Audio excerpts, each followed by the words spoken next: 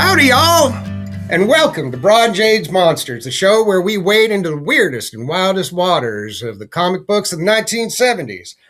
On this here final season of B.A.M, we're covering the brief life and last gasps of Atlas Seaboard Comics, the publishing venture of Dude Martin Goodman, that some folks say was an invitation to go diddle a steer to Marvel and Mr. Stan Lee. Revenge, they say, is a dish best served in 4 colors. I'm Jackson T. Overstreet. I'm Matt Howell. I'm Jacob Balcom. Thanks for joining us this week, listeners. Wow, that was something, Jackson. That was awesome. I love it. One take, too. Love it. Yeah. So we normally do a preamble before we bring our guest in, but Jackson has something else planned. So that was awesome. Thank you. Yeah, that was awesome. But so yeah, just jump in. We didn't no introductions needed. No. And we can see, and I think everyone can see by your get up, by your outfit, and the surroundings that we're going to be talking about a Western comic tonight. Yes, we are. You know, I take my job seriously, boys. When y'all invited me on this here roundup, I didn't think I was going to just go and mosey in with just my plain old PJs on. I thought I'd actually put a little effort into this being your final season and all. And how y'all never done a Western, because, you know, it doesn't really cover monsters. There ain't no monster in this here comic, not one, unless you count human monsters, boys. Yep. So they're the real monsters. I'd figure I'd put it in a couple of cents, and then, you know, them people who I guarantee you this video is going to have less views than your war one. And I wanted to make sure those poor suckers come along and just go, Jesus Christ, what the hell happened to the show? They sold out. So weird to me that the views on the war ones, people just. It's so weird. I thought the show was all about our personalities and our relationship. And apparently I guess it's not, Jacob. No, I had a big theory that was totally destroyed of just like, it doesn't matter. It's the parasocial hang, man. It doesn't matter what you're talking about. It totally matters, I guess. Totally matters. And boys, you two algorithm is just a completely different animal. You know, like you put in vampire, it's going to pop up. You put in war, it's just not going to be the same kind of action you're going to get from a wider demographic. That's all. Surely somebody must have told you this. You don't need some podunk plumber from the South Bay of California to tell you all this stuff. You're all supposed to be big-time YouTubers. You're supposed to be educating the rest of us masses. No, we are. We're big time. No, Planet of the Vampires blew up. 1,200 views or something like that. And then just goes back to normal whatever. And we still, people still overwhelmingly prefer to listen to us rather than watch us, which I understand. But a lot of the stuff's not out there. Yeah, well, you know, you put in all this hard work, you think you'd be more appreciated, Matt. But you know, there's a select few who do. But hence why it's going to be it's the final season, because only a select few really appreciate the work you two do. That's right, unsung hero, Matt. I'm not chasing whatever, right? I do this for posterity. Jacob and I love this stuff, as everyone knows who listens.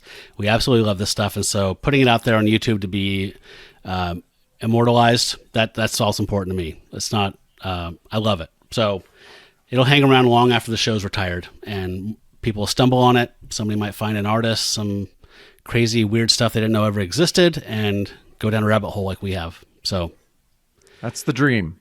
That is the dream. Well, you know, there's YouTube channels that I still pursue that have been gone a long time, but their information is still good and edifying, and you guys are nothing if not, you give the full dirt on everybody and everything, and I think you guys are doing a good job with, recording with the 70s Wild West. It really was, because, every day they thought the doors were going to close on the whole business. So just the fact that these guys were plugging along, like our buddy who's the artist in this one, this wasn't his full-time job being a comic book artist. He was working in animation. Jack Kirby, his golden parachute wasn't frickin' comic books. It was, working in animation. I believe it was actually, working in animation that paid for his heart surgery. So, you're not going to get that in the comic industry. Oh, yeah. No. All you get is heartbroken. Yeah. No, we've cornered the market on a very special time in this industry when The kids grew up reading the stuff that blew up, and then they dropped acid and started running the asylum, and there's nothing like that ever again, as far as I can tell, in this history of this medium. So I love it. They weren't all dropping acid, but you know what I mean. They were weirdos, grew up in the hippie times reading Fantastic Four, and now they're writing them. It's a very special time to me that I just absolutely love. Well, loosening of the comic code made everything a little bit more interesting as well. That helped. Yeah, for sure. Yeah. Although it didn't do a darn thing for those poor Zuvambes. They didn't get their just desserts. If we had a time machine and go back about 100 years, we write up a real good horror story about zombies, and then all of a sudden we'd be able to be talking about zombies in the 70s. But yeah, well, unfortunately, but Morlock got to eat a blind little girl, and the Brute got to smash a teen against a cave wall like it was corn on the cob or something like that. I don't know. Yep, it's pretty fun. But heaven forbid you hear the word zombie. Yeah. Yep. Yeah. So we've talked about you a lot over the years here, Jackson. Yeah. But I don't know if everybody has the dope on you. Before we dive into your thoughts on the season so far, which we usually ask our guests, but I've forgotten the last couple of guests to ask what they thought, which made me feel really stupid after we recorded. Tell us who you are. This is a question. It's coming. Who are you as a comics reader? What's your origin story as a comics fan? And how'd you get to where you are here now with us? So, in a nutshell, we're all the same demographic. I'm 52. And so the first comic books I was exposed to was in the 70s.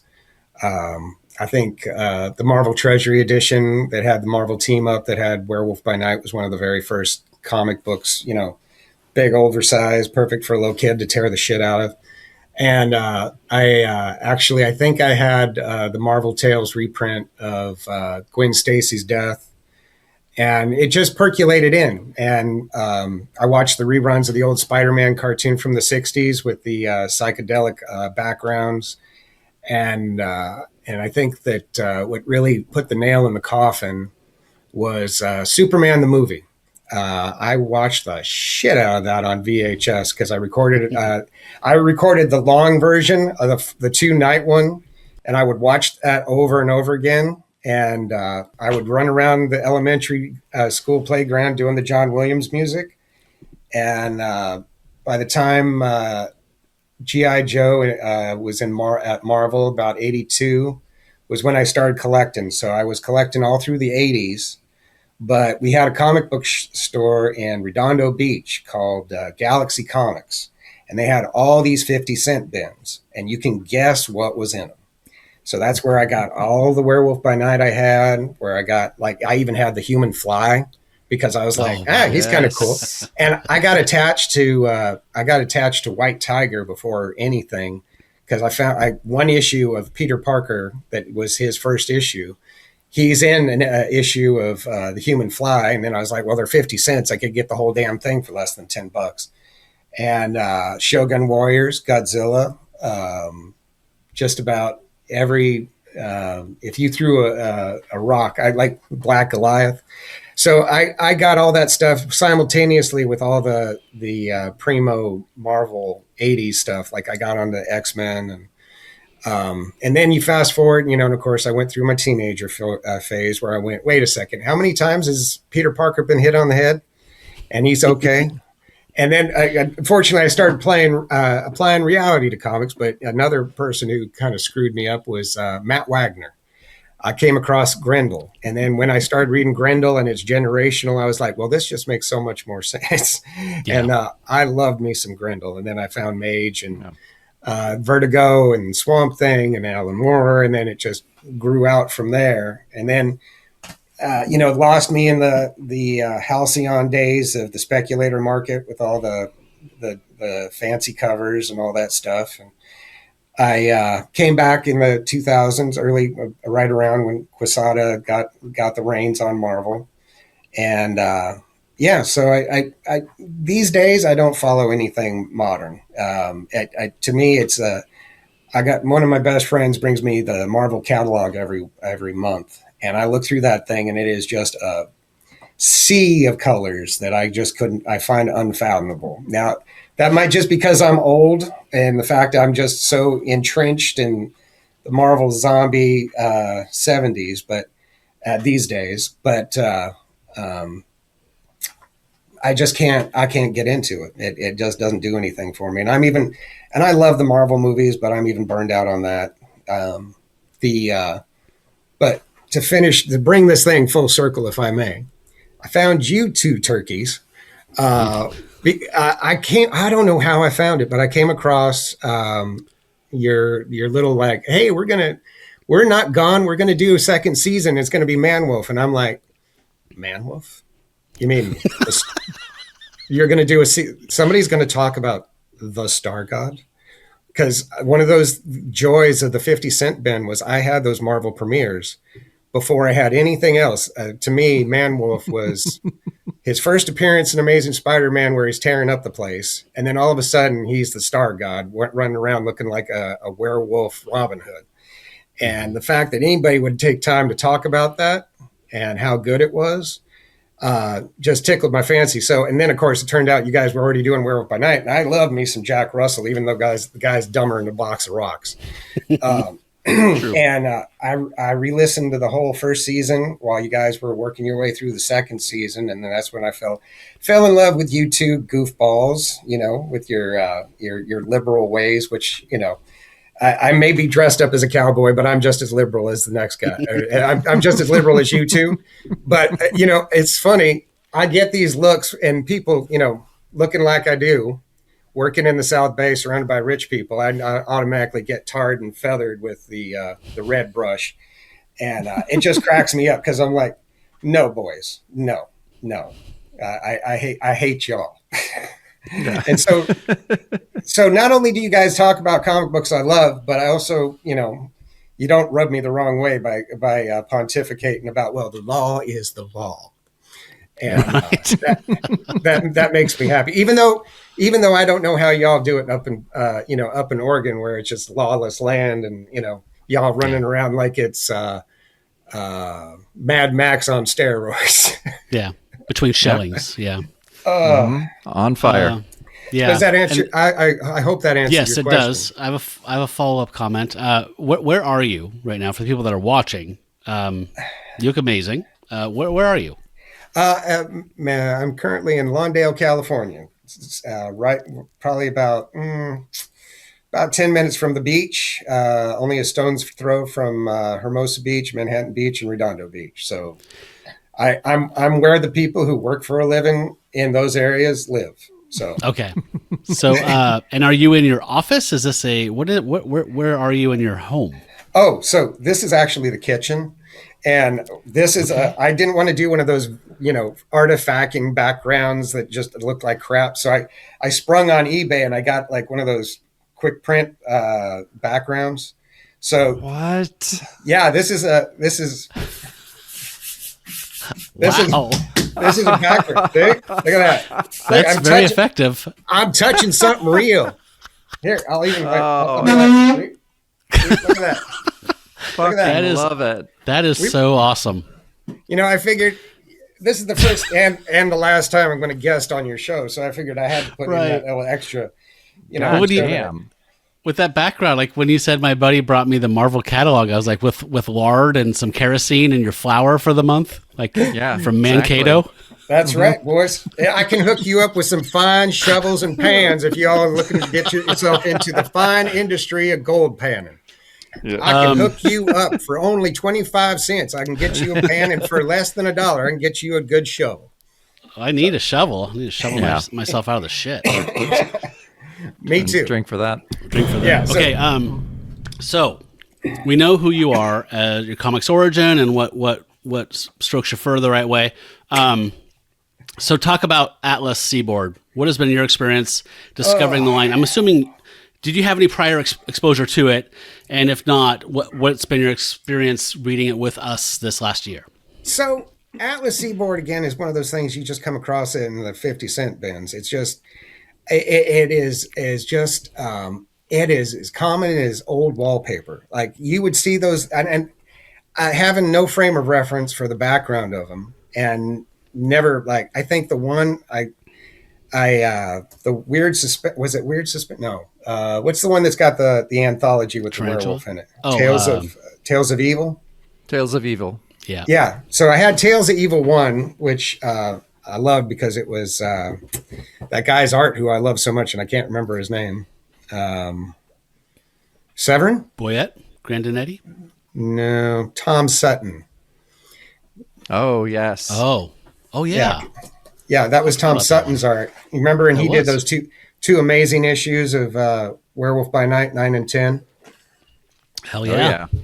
Yeah, we love And those. so I had that issue, but I didn't know a damn thing about Atlas Seaboard. And then it's just been percolating in the background all these years. And then when you guys pulled the trigger on it, I mean, I knew the titles. And the one thing I did absolutely know is there's a website where it's defunct now, but the guy would cover comics from the 70s, and you'd have like a whole little printout. You have to click on it and make the picture bigger. And he did Scorpion. And that's how I found out about Scorpion being Dominic Fortune, because I love me some Dominic Fortune, because as a Moon Knight fan back in the day, I got all those Rampaging Hulks where he was in the backup. And then in between, before and after, Dominic Fortune was one of those fill-in or backups. All Howard Chaykin, black and white. And so when I saw Scorpion, I'm like, wait a second. And then I also discovered this Demon Slayer is what's the character he is in Marvel? Because he's literally he's the same character. Yeah, I haven't read Demon. What is it? Demon Hunter? Demon Slayer? Demon Hunter. Yeah. Demon Hunter. I haven't read it yet. Hunter. I know that Kraft repurposed him for something at Marvel. I couldn't remember who it was though. When you get to it, which I suspect will be pretty quick, when Kraft was writing Defenders and he brought him on board, I'm pretty sure it's the same character. Like it's literally the same character because he comes from another universe, and that tracks with Kraft and his otherworld shenanigans. Cosmic. But and once just a couple years ago, I started going crazy getting Western comics. Go figure. One of them I had was Western Action, that one-off by that company, and it was a spot filler because it seemed real derivative, which we'll get to. And so this season, I got to say, it has just been your little. After last season in the Creature Commandos, which was just shucks. That was that was. I didn't really know Robert Kanigher.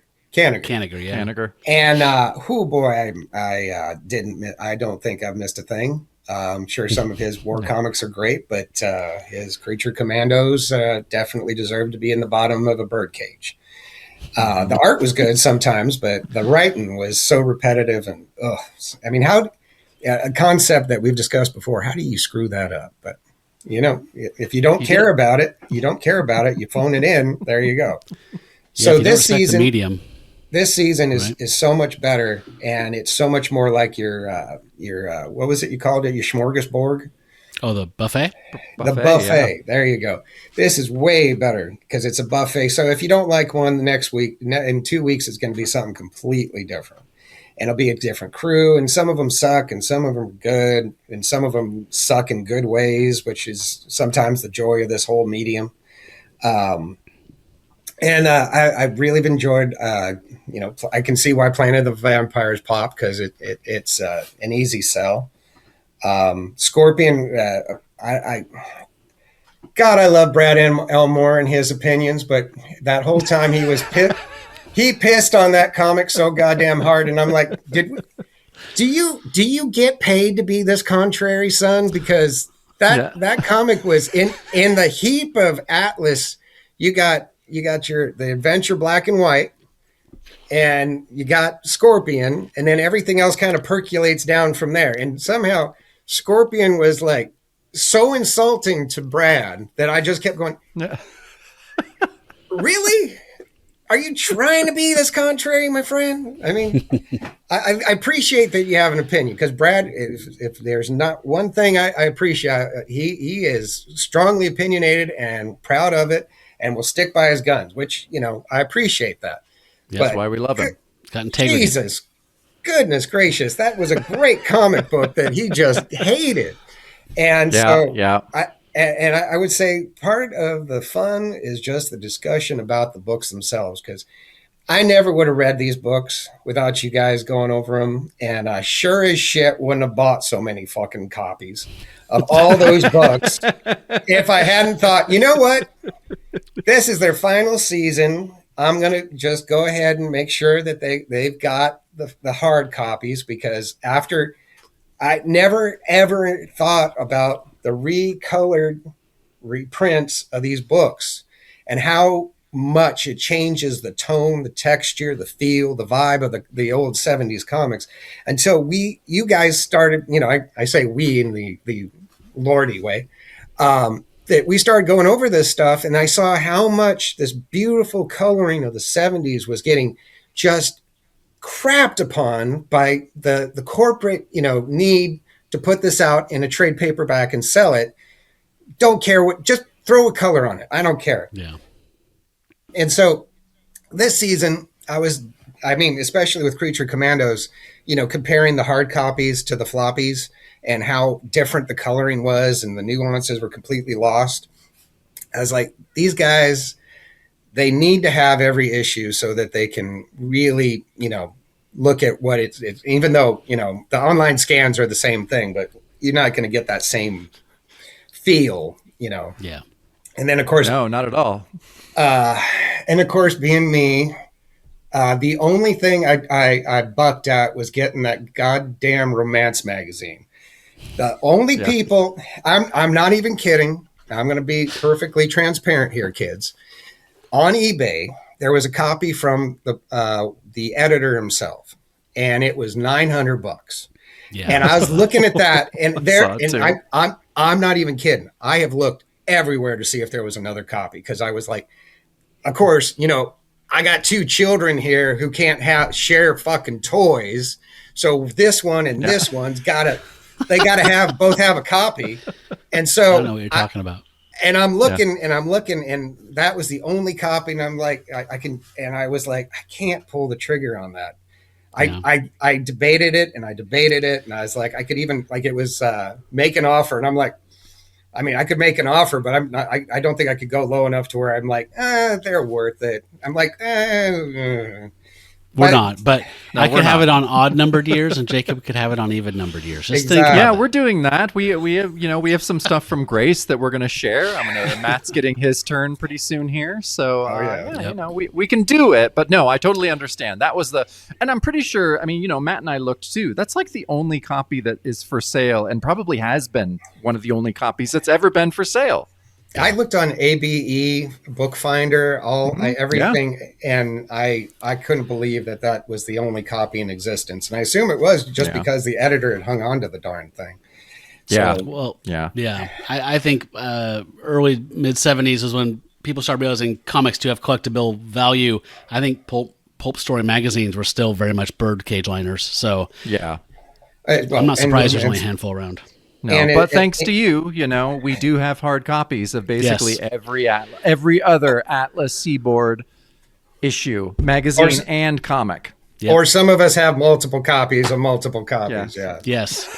That's the punishment when you buy lots to fill out gaps. Well, your generosity will go down in history as a legendary feat. We appreciate it. Of all things, Atlas Seaboard, a thing I never gave 2 cents about beforehand. And then the whole time leading up to this, Matt keeps talking about, well, those Neil Adams covers are, they're a little pricey now because, it's Neil Adams' early work and this and that. And I'm just like, no, it's not that much. Not Matt. yet. No. Especially if you buy them in lots, Matt. They're pretty affordable. I think, I guess being in lots, right, probably makes a lot of sense. But when speculators start saying, well, this is Neil Adams and it's early in his career, so I'm going to charge $25 for it. Yeah. When it's nobody's dying for the first appearance of Tiger Man or Brute, son. No, probably not. Not yet, at least. No, not yet. No. Yeah. Okay, I think we're ready to dive in. Is everyone else ready to dive in? Yeah, I'm ready to dive in. I wanted to do a little context here, talking about you want to do that Goodman. first? Yeah, let's do that. Yeah, let's do that. So I was just, Jackson, I'm a big Western comic fan too, as you're going to see in a second here. And I just, I try to think about the Martin Goodman of it all and just kind of see how, what how his past has influenced his Atlas comic choices. And I had to go back. I'm like, well, what was the first, not pulp, what was the first, comic story that Martin Goodman published? And goddamn if it isn't in Marvel Comics #1. Jesus. It's October 39, the fourth story in the book after Human Torch. I think it goes Human Torch, Submariner, The Angel. And the fourth story is a Western hero called The Masked Raider. But, in true Martin Goodman fashion, he saw the popularity of the Lone Ranger, and he did basically what he does best and create a really poor copy of a more famous property. So, which he's so goddamn good at it. And, but then after that, the Westerns were huge, and, there was a ton that were going on. His first big Western hero was Two Gun Kid. And I think it was the last thing last Western that Marvel ended up publishing too. By the 40s and by the Atlas era specifically, which, I'm much more into, it was all the kids. It was Kid Colt, Outlaw, Ringo Kid. And so from my Atlas collection, I have quite a few of these. I at least have a dozen of all the kids. So, it's like Western Kid and Rawhide Kid. And then we got, we even have Apache Kid. And there's, and I know I'm missing some. Well, there's Two Gun Kid, and there's Ringo Kid is another one. Isn't there Outlaw Kid? Yeah, Outlaw Kid. Yeah, I have Outlaw Kid, I thought. And then, he does all sorts of other ones, Western Outlaws, all this other stuff. And so, Doug Wildey, who we'll talk about, he did a lot of Western stuff, Atlas-wise. And it was, Western comics were a huge thing. And by the late 60s, the craze had basically started to fade. There were a few titles that survived into the 70s. DC ended up doing the Western genre a lot better than Marvel in the early 70s, as Matt, because both of us love the DC Westerns. And all right, so Two Gun Kid, Marvel's first and last Western hero, lasted 136 issues before being canceled in early 77. But I think by the late 60s, it was a reprint title. Yeah, I think the only new material they did was for... there was a couple giant size. They had a little bit. The front matter was new because it had the Phantom Rider, who used to be the Ghost Rider, which Marvel's co-opted.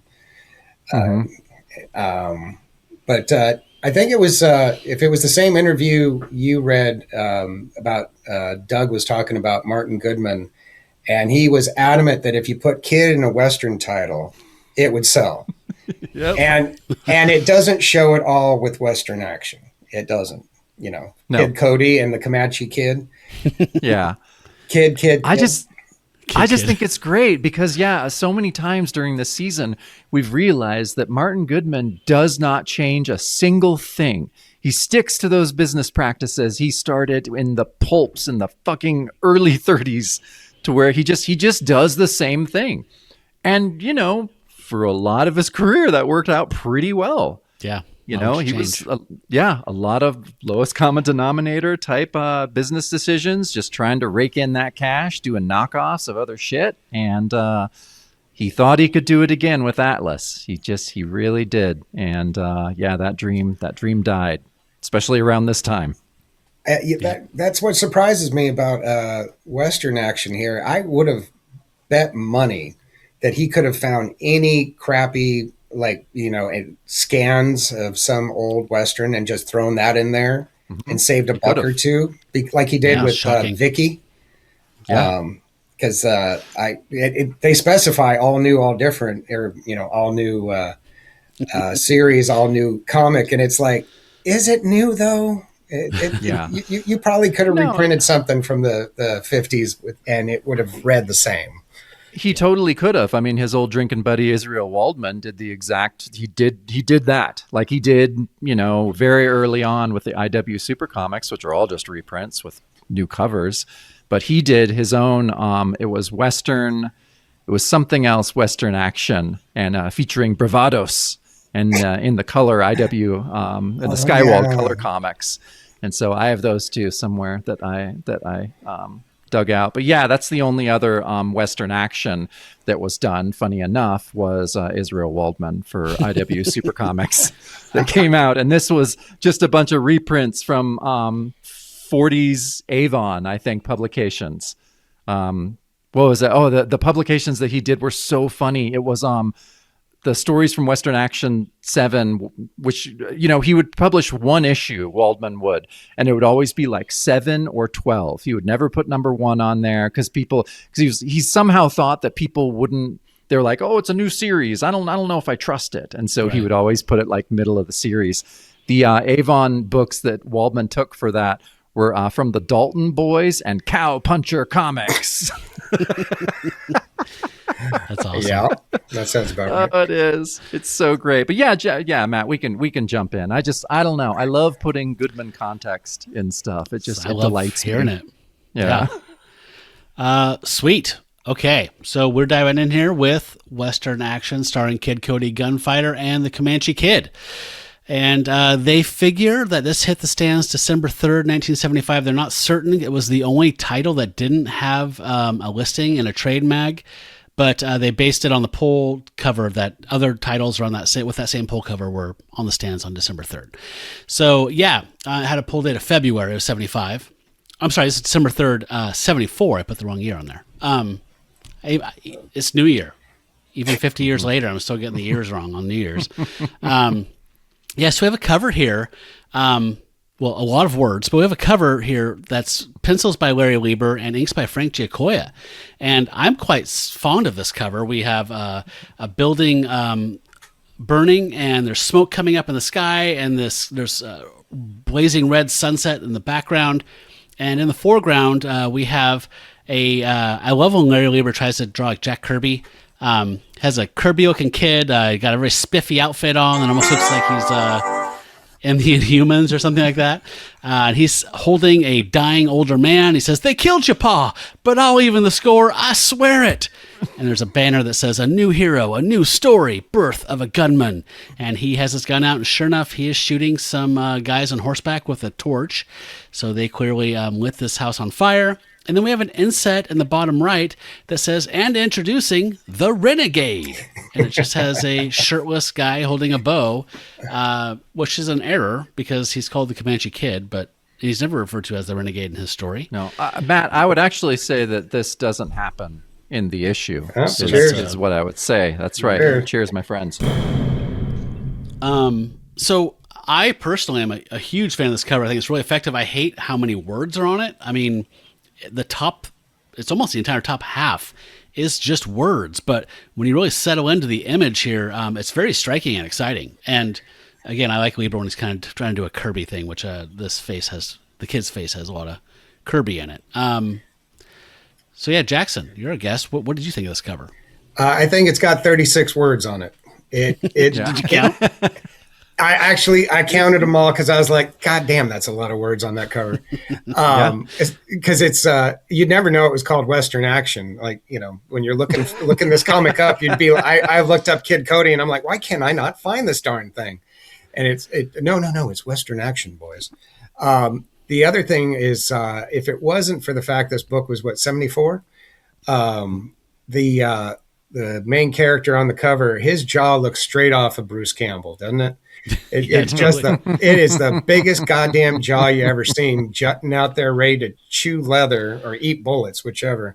But it's a striking. One thing that I draw attention to is, even though it is just a smorgasbord of words, I love the way it's cut diagonally straight across with the smoke, the gray smoke, and that wonderful sunset of orange and yellow. The coloring on it really makes stands out, even though it's covered up with so many darn words, not letting the picture tell the story. But it's very striking colors on it, I feel.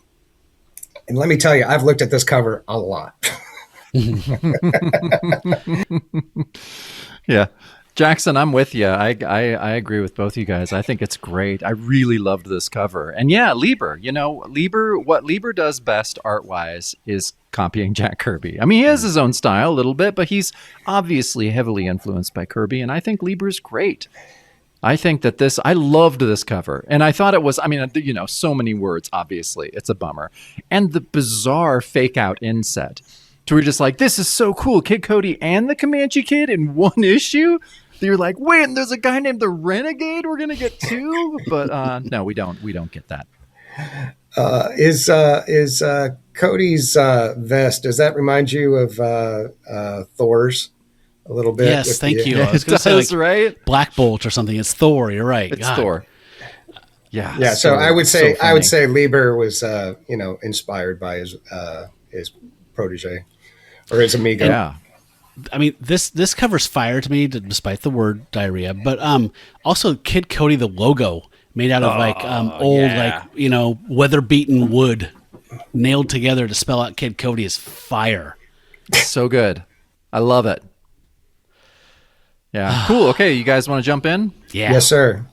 All right, let's do it. So, yeah. All right. So, yeah, we got Kid Cody, Gunfighter. So the title of our story is Birth of a Bad Man.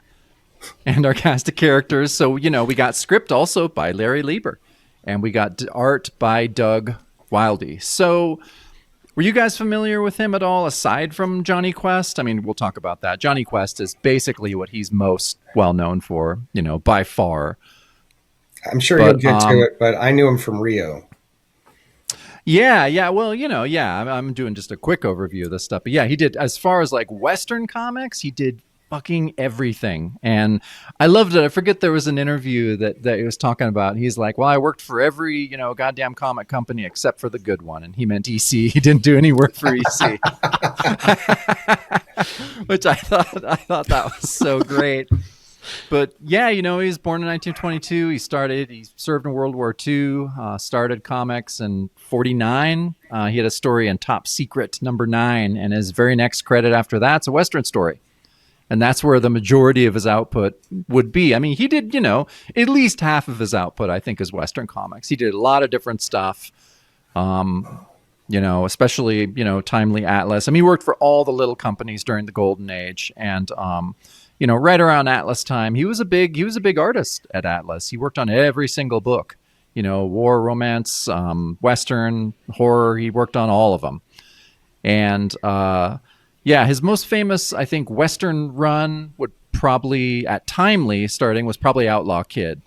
And that's kind of, when you look back, people who, kind of study Western comics, they're just like, okay, this was the first really good anti-hero. This was a really good run. And that's when, Wildey's art just became so good and people really started paying attention.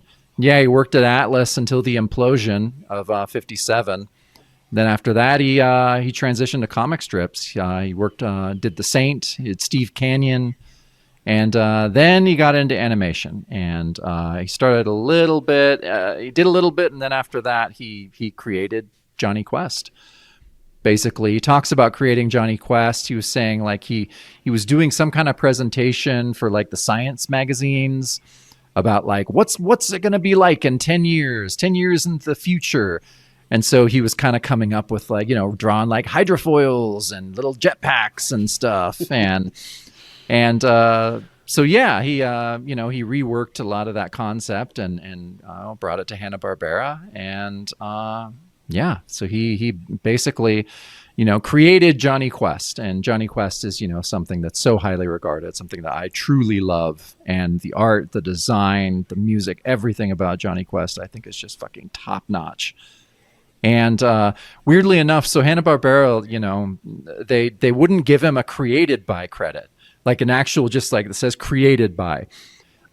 He had said in an interview that they had finally arrived on an agreement that he would be credited based on an idea created by. So, which that's the suits working for you. Overtime. Yeah, yeah. And so, yeah, he did a lot of animation. He got back into the comics in the 70s. He worked for Marvel, Harvey, DC, writing westerns, horror stories. He did some stuff for Archie. He actually did western stories for like Eclipse and stuff. Like he worked in the 80s and did like kind of indie stuff. And yeah, did lots of really cool stuff. And like you were saying earlier, Jackson, he did a ton of animation. And where he probably made a decent living, like all these guys. Well, he did the strips too. So he did the strips for at least 10 years. So he probably did real well. Because, yeah, the strips was basically like winning the fucking lottery for these guys. What strips did he work on? He worked on, what did I say? It's The Saint. And, right. Yeah, the Steve Saint. Canyon. Yeah, Steve Canyon was the biggest one. And he had pitched a bunch of different strips. I think two of them... He used one word from each of the two strips he pitched to be Race Bannon. He took those strips and made the character of Race Bannon from the names of those strips. Yeah, which is great. But Doug Wildey, a hell of an artist. Did he work on Terry and the Pirates? Yeah, did he work on it, or did he just? I know that was a big influence on him. I think he probably he probably approached the studio to work for him, and they didn't pull the trigger on him. Yeah, I think maybe it was something like that. But yeah, it was Milt Caniff was a huge influence for him. The one thing that I actually stumbled across last night was he was the creative director for the animated Planet of the Apes. Oh, that's right. Whoa. Yeah. And if you remember, if you ever seen it, it's very detailed backgrounds, which I suspect came straight from his pencils. Because now once you see like the art in this issue and then compare it against those animated episodes, you will be like, that looks a lot like Doug there. So yeah, super, super cool. So well, let's get on with this opening page. So the opening narration reads, "This is a story of a youth who went west and became a man, and the man a legend. Said it all happened about a century ago." And so on this first page, we have a stagecoach rolling into town. It's carrying the Corbett family, Sarah, John, and Tom Corbett, who are there to take possession of old Uncle Ed's farm. And so they, when they arrive in Cody, they see it's, one of the most fightingest and drinkingest towns in the West. And God, it's nice to see this art, right? Yeah. Fuck, it's so nice. I mean, this has happened in this Atlas season. You know, there's a few issues where we're just like, oh, this isn't just good. Like, this is great art. And give Martin Goodman a little bit of props here. Like you were saying earlier, Jackson, he could have done reprints. He could have just gotten fucking Mike Sikowski to do this or something. But no, he went back to Doug Wildey, who he had hired multiple times over the years and fired during the Atlas implosion and all this other stuff. But obviously he went right to him. I really feel that Goodman cared about Western comics. Yeah. Yeah, it was his bread and butter for a long time, so it makes sense. For a long time, it made him a lot of money. So you're right. Maybe that's just in his brain. He's just like, oh, I made a shit ton of money off this guy. Like, I'm getting him back. Which, knowing Goodman, maybe that was his only motivation. But, he could have done something cheaper, and he probably paid Doug good money to do this. Probably more than he ever had paid him before. Yeah. Oh, they got their double page rates, right? Oh, yeah, definitely double. Yeah. But no, Sorry, you look at that. No, I'm sorry. You look at that. Yeah. You can hear it and you can see it and you can feel it. Like it's such a everything's so alive in the panel, and you can see the mud and the grooves in the mud, and like I just look at those two guys dead center are walking. Throwaway characters, not germane to the story, but they're so detailed and clearly have a life going on with them, and you can tell this is an artist who actually cares and really is enjoying what he's doing. Like he did a lot of Western comics because he liked Western comics, and his art just screams like, I'm going to take my time because I'm really having a good time drawing this stuff. And it just shows in all those little details. And I know we don't know who the colorist is, which is a crime, but that sunset background just highlighting everything, it was really great work. I think it's a nice little splash of artistic talent in the pool of Atlas, personally. Yeah, this panel's painterly, it's just a masterpiece in my opinion. Yeah. Yeah, the blacks, and like you said, all the hyper detail, and just I hung on this for a long time.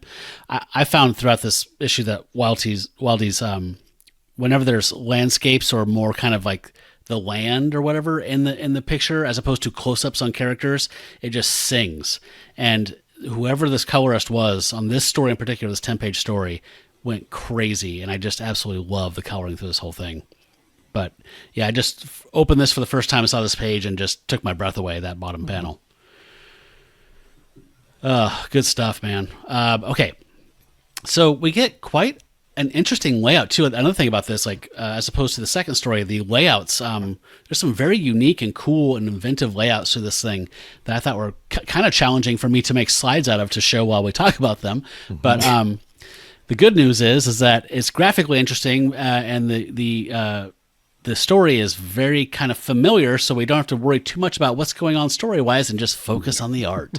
Yep. So we see that they're in the frontier town, and you see there's a couple guys standing around outside of a restaurant or a saloon, and they're hassling an old guy, and they say, "Oh, if it ain't the hero of the West." So we meet a trope in Western stories. He is the old gunslinger who's broken down, and he's lost his touch, he's lost his nerve, he's whatever. But, they're all just kind of hassling this old guy, this old codger, and, they let us know that he's climbed into a whiskey bottle. That's all he totes now. He can't tote his guns anymore.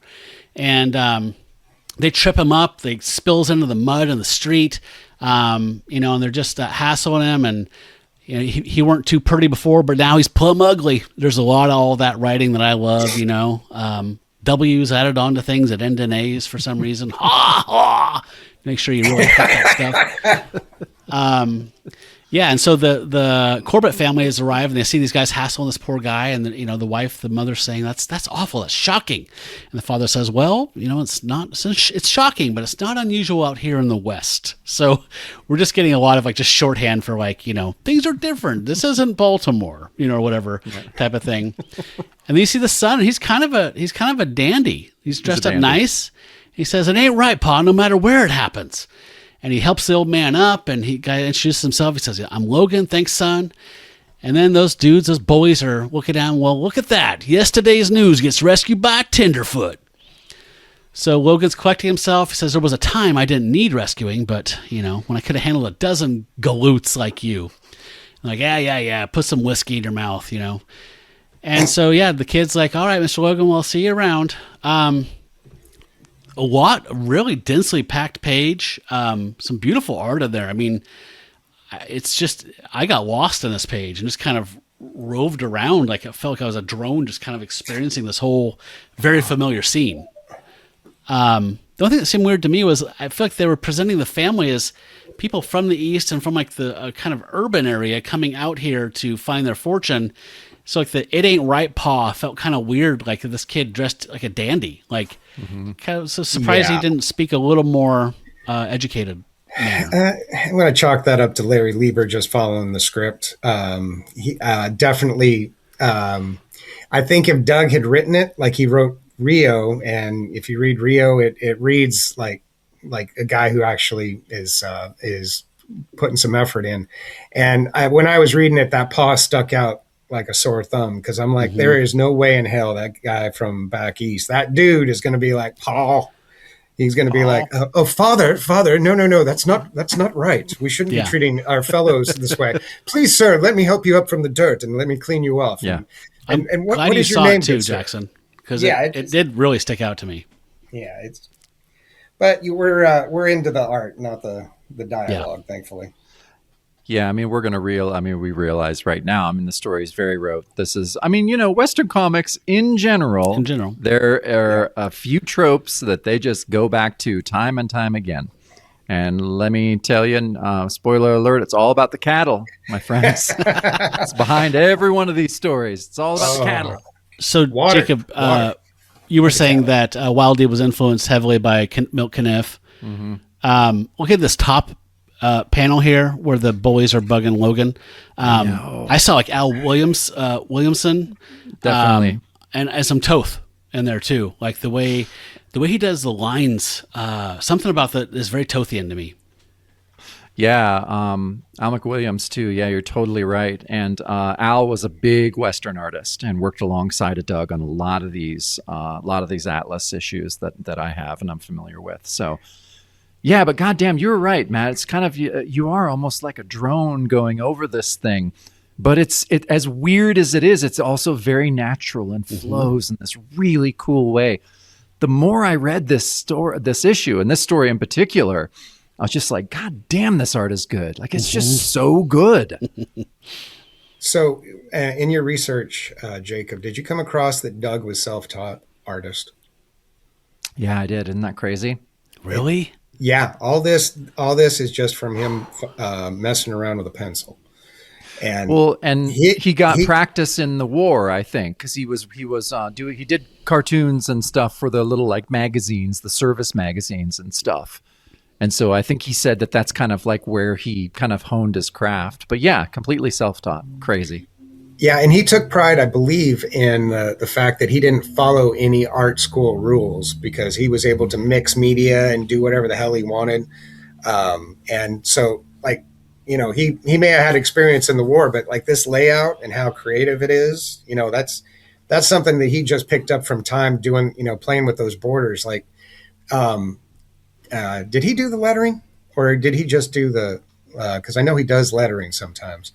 But it looked like he did the lettering. That's what I was guessing. I think he did everything. Yeah, because he inked it himself. And the way that he designed it so that the bubbles all overlap the borders so that they kind of flow like a natural dialogue going from one panel to the next, overlapping. That's somebody who knows his business on how the eye moves across a page. You're right. And the crazy thing is, I mean, on this page and especially on the next page too, as far as word count goes, this is a fuck ton of words. Yeah. So next page too, but it doesn't, you know, and Matt, you and I are very sensitive to that in a way where we're like, God damn it. But no, it's the placement. And just like you were saying, Jackson, they go over the gutters, they go, you know, past the borders of the panels. A lot of these panels are borderless. And yeah, it flows perfectly. And that's why I agree with you. I would almost 100% guarantee he did this lettering. You know, I just looked over like Rio was that stuff I think he did for Eclipse. It was, you know, he collected eventually. And he did all the lettering and the art and inking for it. And the little descriptive little dialogue boxes, like on your next page, Matt, the top left, that's Doug. Like he did that because he matches that style and the lettering and everything for Rio. So 100%, you're right, Jacob. It's his writing. Like you say, let's jump to that. So yeah, on our next page, like you said, look at that. The narration. Miles later, cruelty becomes memory as the Corbett family reaches their destination. There's something just about the lines of that. It's just kind of the rounded lines. It's just so evocative of those older eras, and that Doug is so good at. Like, yeah. So anyhow, so yeah, the Corbett family, they arrive at Uncle Ed's farm, and you know, it's in great shape. And then we cut to the villain of the story. It's a rancher named Blackwell, and he needs the Corbett farm water for his cattle. So there it is. And and they're just, you know, he's like, I'm gonna convince this brother. He's got to be easier to convince. And his gunslingers are just like, I hear he's just a greenhorn from back east. Dude's got no spine for fighting. I've killed enough of them. And that's what we meet. And who said that? It's Chino. So that's his big bad there. It says, simmer down, Chino. Don't get gun happy till we've tried words. Mount up. We're going calling. And so, yeah, Blackwell and his gang, they go to the farm. And they're like, oh, looks like we got company, Pa. Pa just thinks the best of everybody. He's like, they're probably just neighbors. Put on some coffee, Sarah. But I love it that these neighbors want more than coffee. Yeah, he gets down there. My name's Blackwell. I need this farm for the water rights. Your brother wouldn't sell. I hope you have better sense. He gets right to it. Yeah. Like, he's just, I don't even think he's said whoa yet. He's probably saying this as his horse is still walking towards him, Yeah. And there's like, no. Pa's like, no, Ed and I were cut from the same cloth. We always kept what's ours. It's like, sorry, we're here to stay. And then Blackwell and his gang are leaving. Well, I'd think on that, Corbett, if I were you. And Chino's like, yeah, your brother died of natural causes, but you might not be so lucky. And Chino, God, I don't know. I mean, of course, the art's great on this, but I just love the simplicity and the beauty of that last panel. I don't know. And they're all, they're all in, Blackwell and Chino, they're all in silhouette, and we're kind of looking, on at Pa. But yeah, goddamn, I love it. I love this art.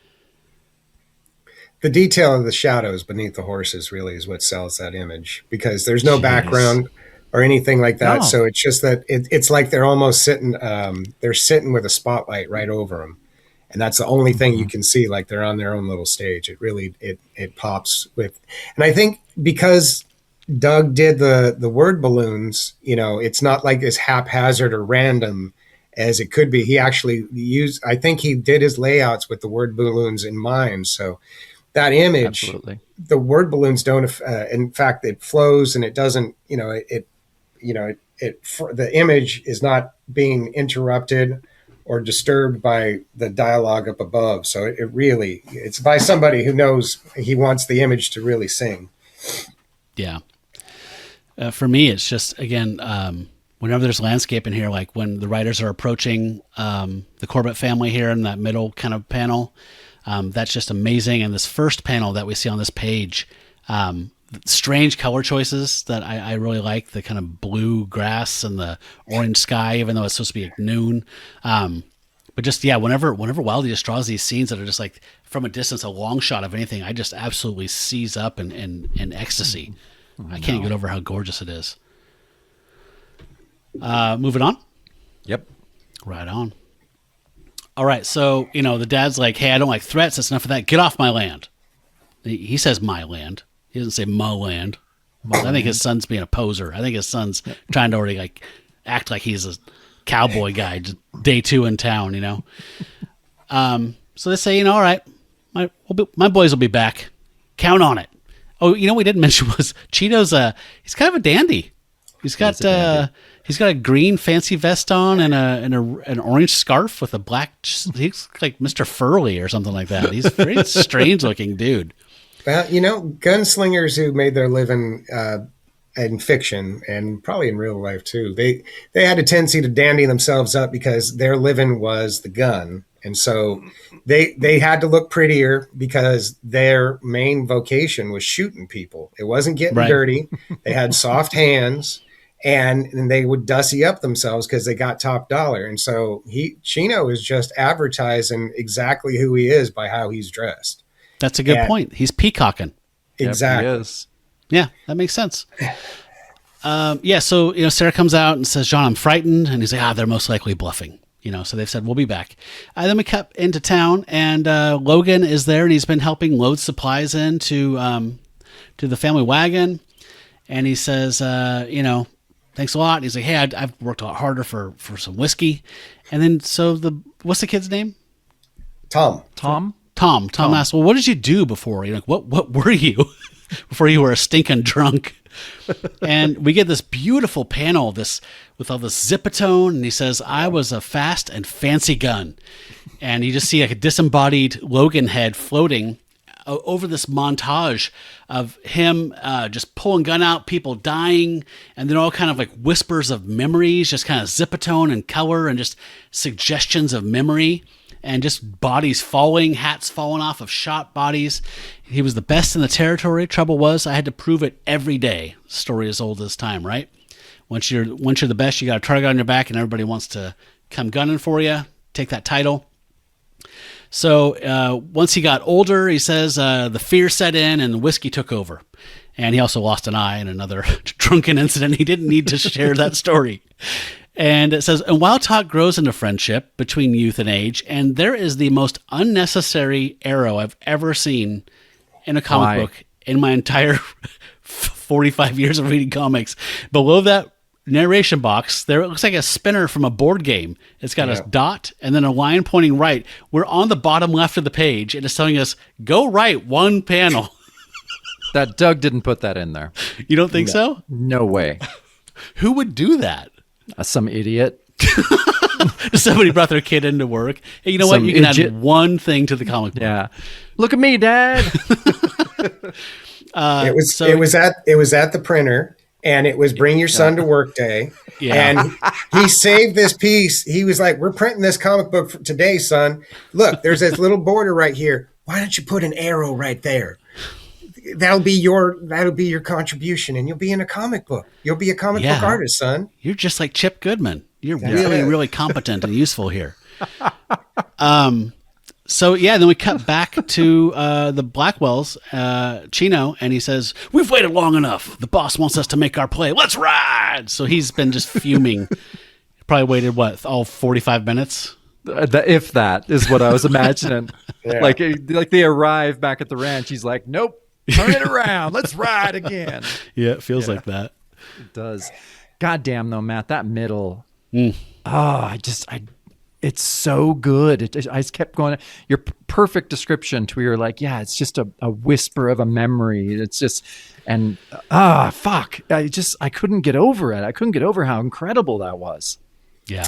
And the colorist really made that also pop by making everybody kind of like that dusty off color, so it looks like a faded, dusty memory, and it really makes it stand out from the rest of it. That this is old Logan's recollections. Old man Logan. Old man Logan. Old man Logan. Sam Logan. That's right. He was patched. He was patched before he Logan. True. True. All right. So next page, the varmints arrive at the farm. John Corbett says again, the line, I've always wanted to say it, and if I ever said it, I would say it like David Cross does on Mr. Show. Get off my land. Get off my land. Drink for that. Slacking, Jacob, slacking. Yeah, serious, right? So again, I mean, I'm just not gonna belabor the point, but every fucking panel I love so much, and so Chino and the boys are there. I've had all the mouth I'm gonna take. Talk's over. Torch it, boys! And they proceed to torch the farm, and Paul's just like, no, stop! And they're like, make us, Corbett, make us stop. But then he doesn't even give him a chance. He just shoots him. Blam! So long, sod buster. And and Pa's dead. And then we get this panel, of Sarah, and the house is just exploded in flames. And she's in front of it saying, John. And then the last panel is a big one at the bottom. So it's done. Let's head back. Yeah, I could use a drink. And so is that Tom's hand? Or is that Sarah's? No, that's Sarah's hand. Yeah. She's getting cooked. Yeah, so that's her last. That's the last panels from her vantage point. It's just gorgeous. I just loved it, and I love the colors and the flames. And that first panel, just the dark blue of the horses in shadow. And it's too good. It is. It's nice seeing a guy who knows how to draw a horse. And everyone, some artists can't do a horse, and it's always distracting. And Doug obviously has a mastery of the anatomy of a horse. And every time there's one in there, it looks perfectly natural to the panel. And I just thought I'd throw this in there in the middle section where John's getting shot and then Sarah's getting torched up.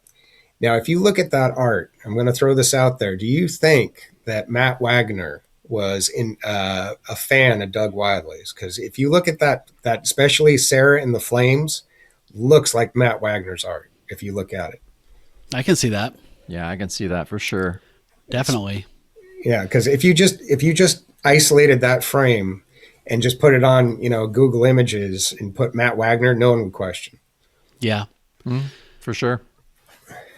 Yeah, the colorist is the unsung hero here. I mean, Wildey's killing it, but I mean, good Lord, like Jacob said, like that, the deep blues of the shadow on that top panel, and then just the riot of color of the flame. I mean, it just conveys heat through the eye like that. And then that last panel, I mean, like you said, Jacob, like that's Sarah's vantage point, and her probably right before she dies is hearing the dudes who just came and slaughtered her family or burned her homestead down, just saying, "Yeah, I could use a drink." Riding off into the night, and they're all just cast in red like that. I mean, you know what I mean? Take it out of the context, take the flames away. It's just a gorgeous drawing of cowboys riding away. I mean, everything's just perfect. They're reflecting the light of the flames, and Yeah, making them all red was a great choice. Yeah.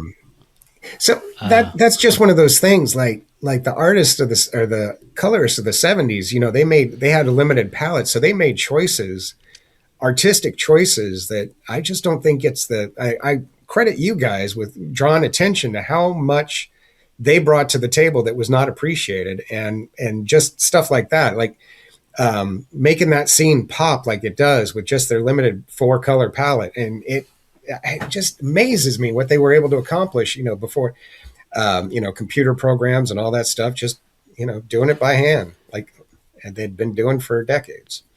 Yeah, I shudder to think what that last panel of Sarah's hand raised up with the flames behind it. I can't imagine what those flames would look like redone today if this was reprinted.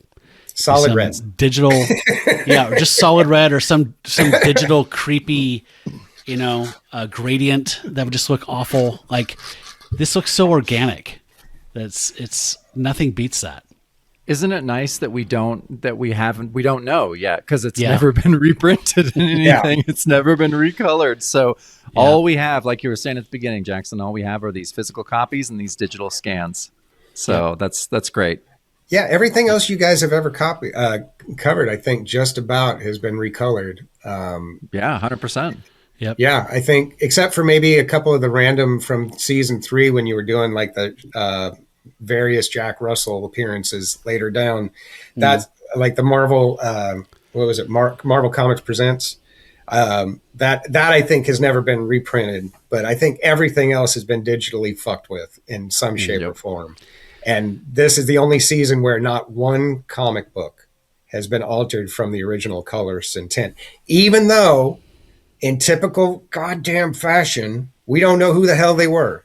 Unsung heroes of Atlas. It's crazy. Yeah. Well, Roven's still around. I want to bug him.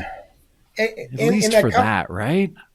That magazine you keep referencing, Jacob, they didn't mention colorists at all, not once. The comic book artist. Let's see. Was it Steve Mitchell that was a production guy?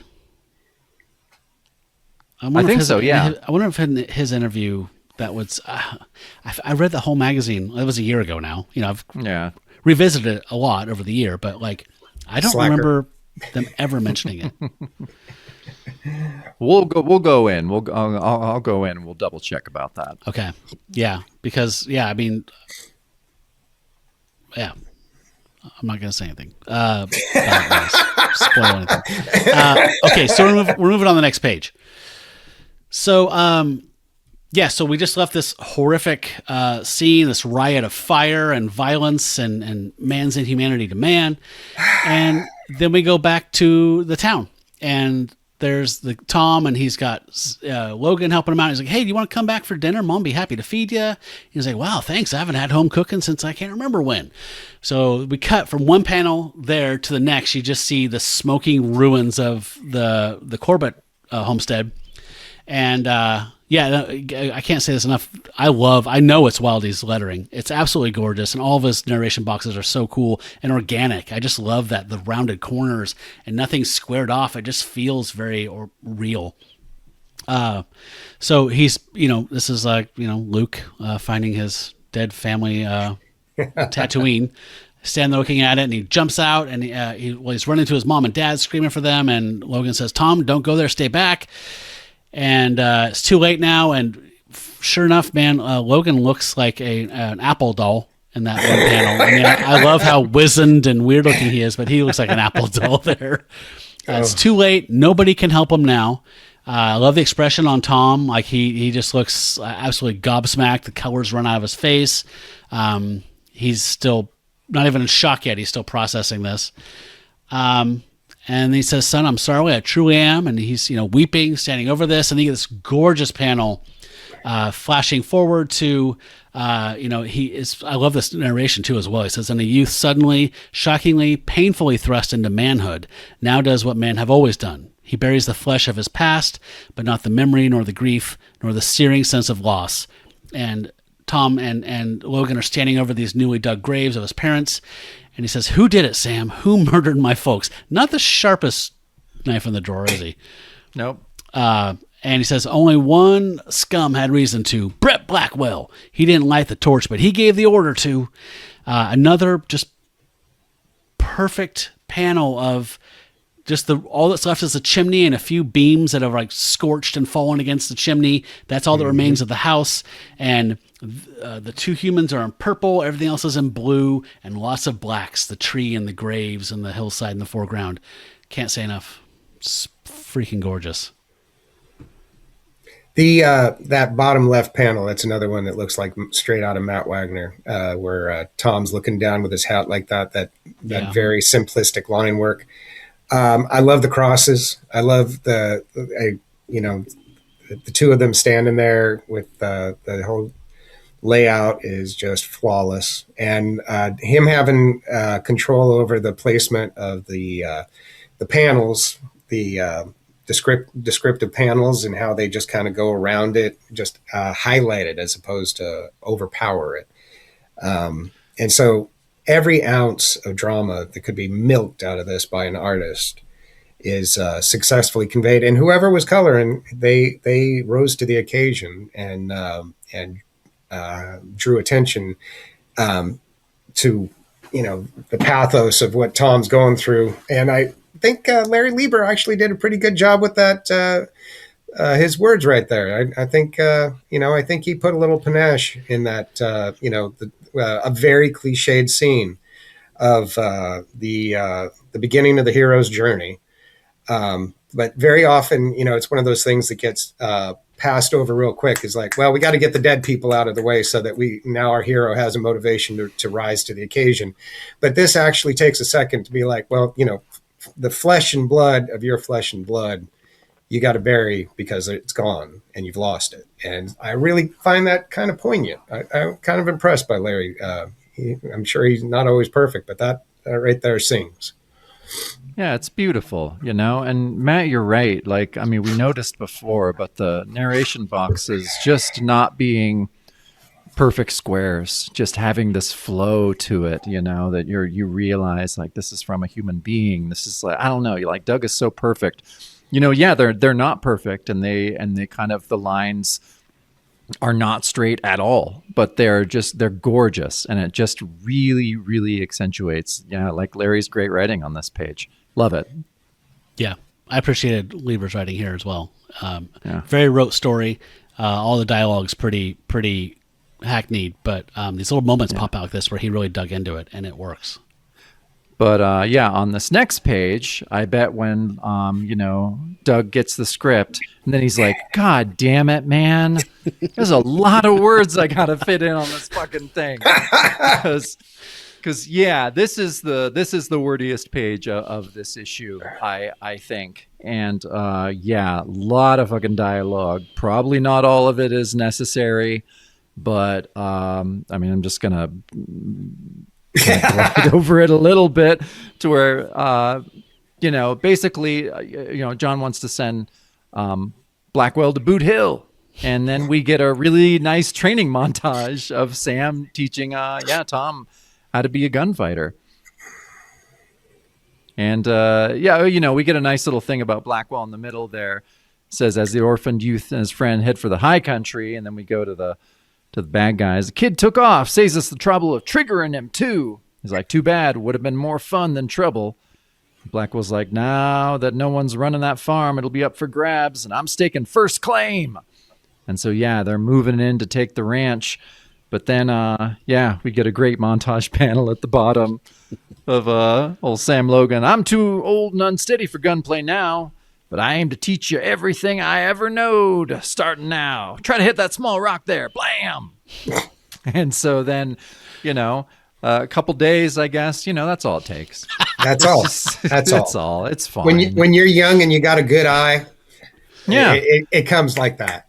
You got old Sam Logan teaching you? Hell. 2 days is all you need.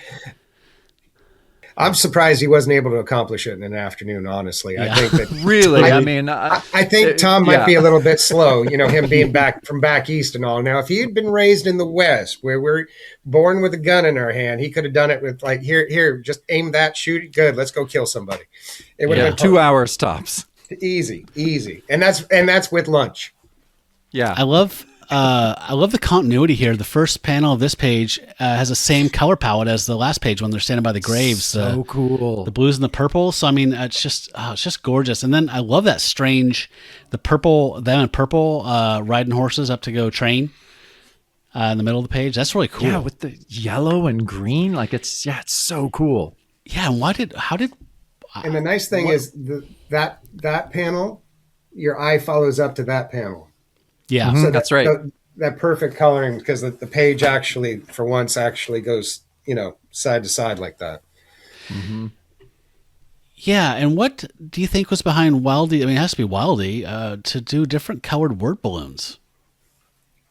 To make I'm sorry, Jacob. I think it was just because there's so many damn words in this page that it would be a sea of white. And so breaking it up with a little bit of different color to it is the only way to get people to go, okay, I'm going to dive into this because do it in chunks. But if it was just white, it would be a sea of white balloons. It'd be daunting. You're right. It would look like Al Pacino's table in Scarface. It'd be just a big mountain of white powder. And by doing and that might be the colorist, or it might be Wildey, because somebody sure as hell was like, God damn it, Larry. Did you get paid by the word extra?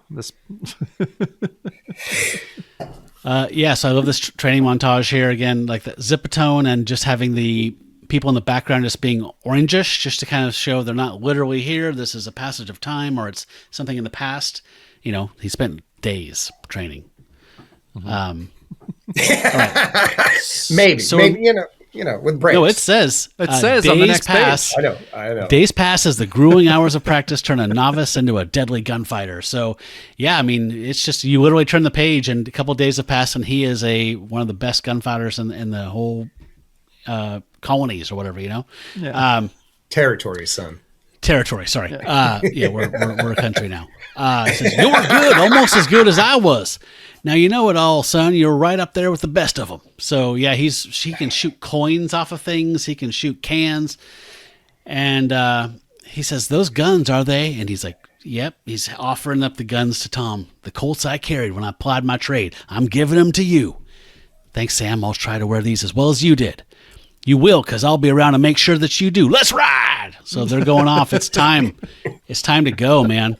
So they go into town and they give it another kind of cool. It's not quite monochromatic, but man, you see, it says hours and miles later, the vengeance seekers meet their first challenge. So Tom says, those men, they're Blackwell's trader boys.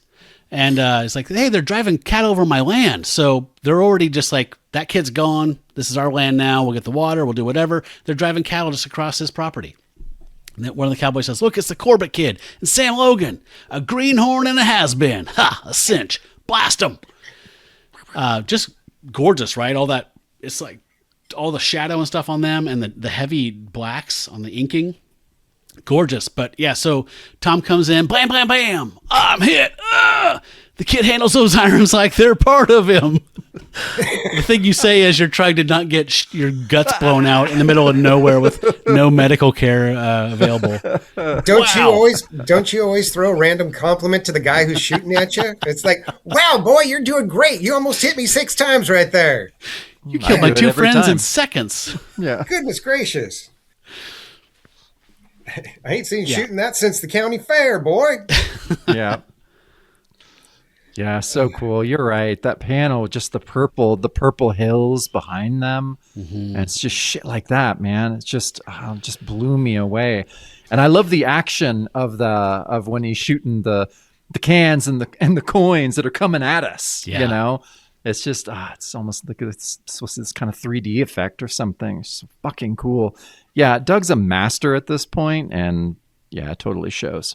All right, let's go. So yeah, next page. So the Trigger Boys head back to Blackwell, and they're just like, I was lucky you only wounded me, killed all the others.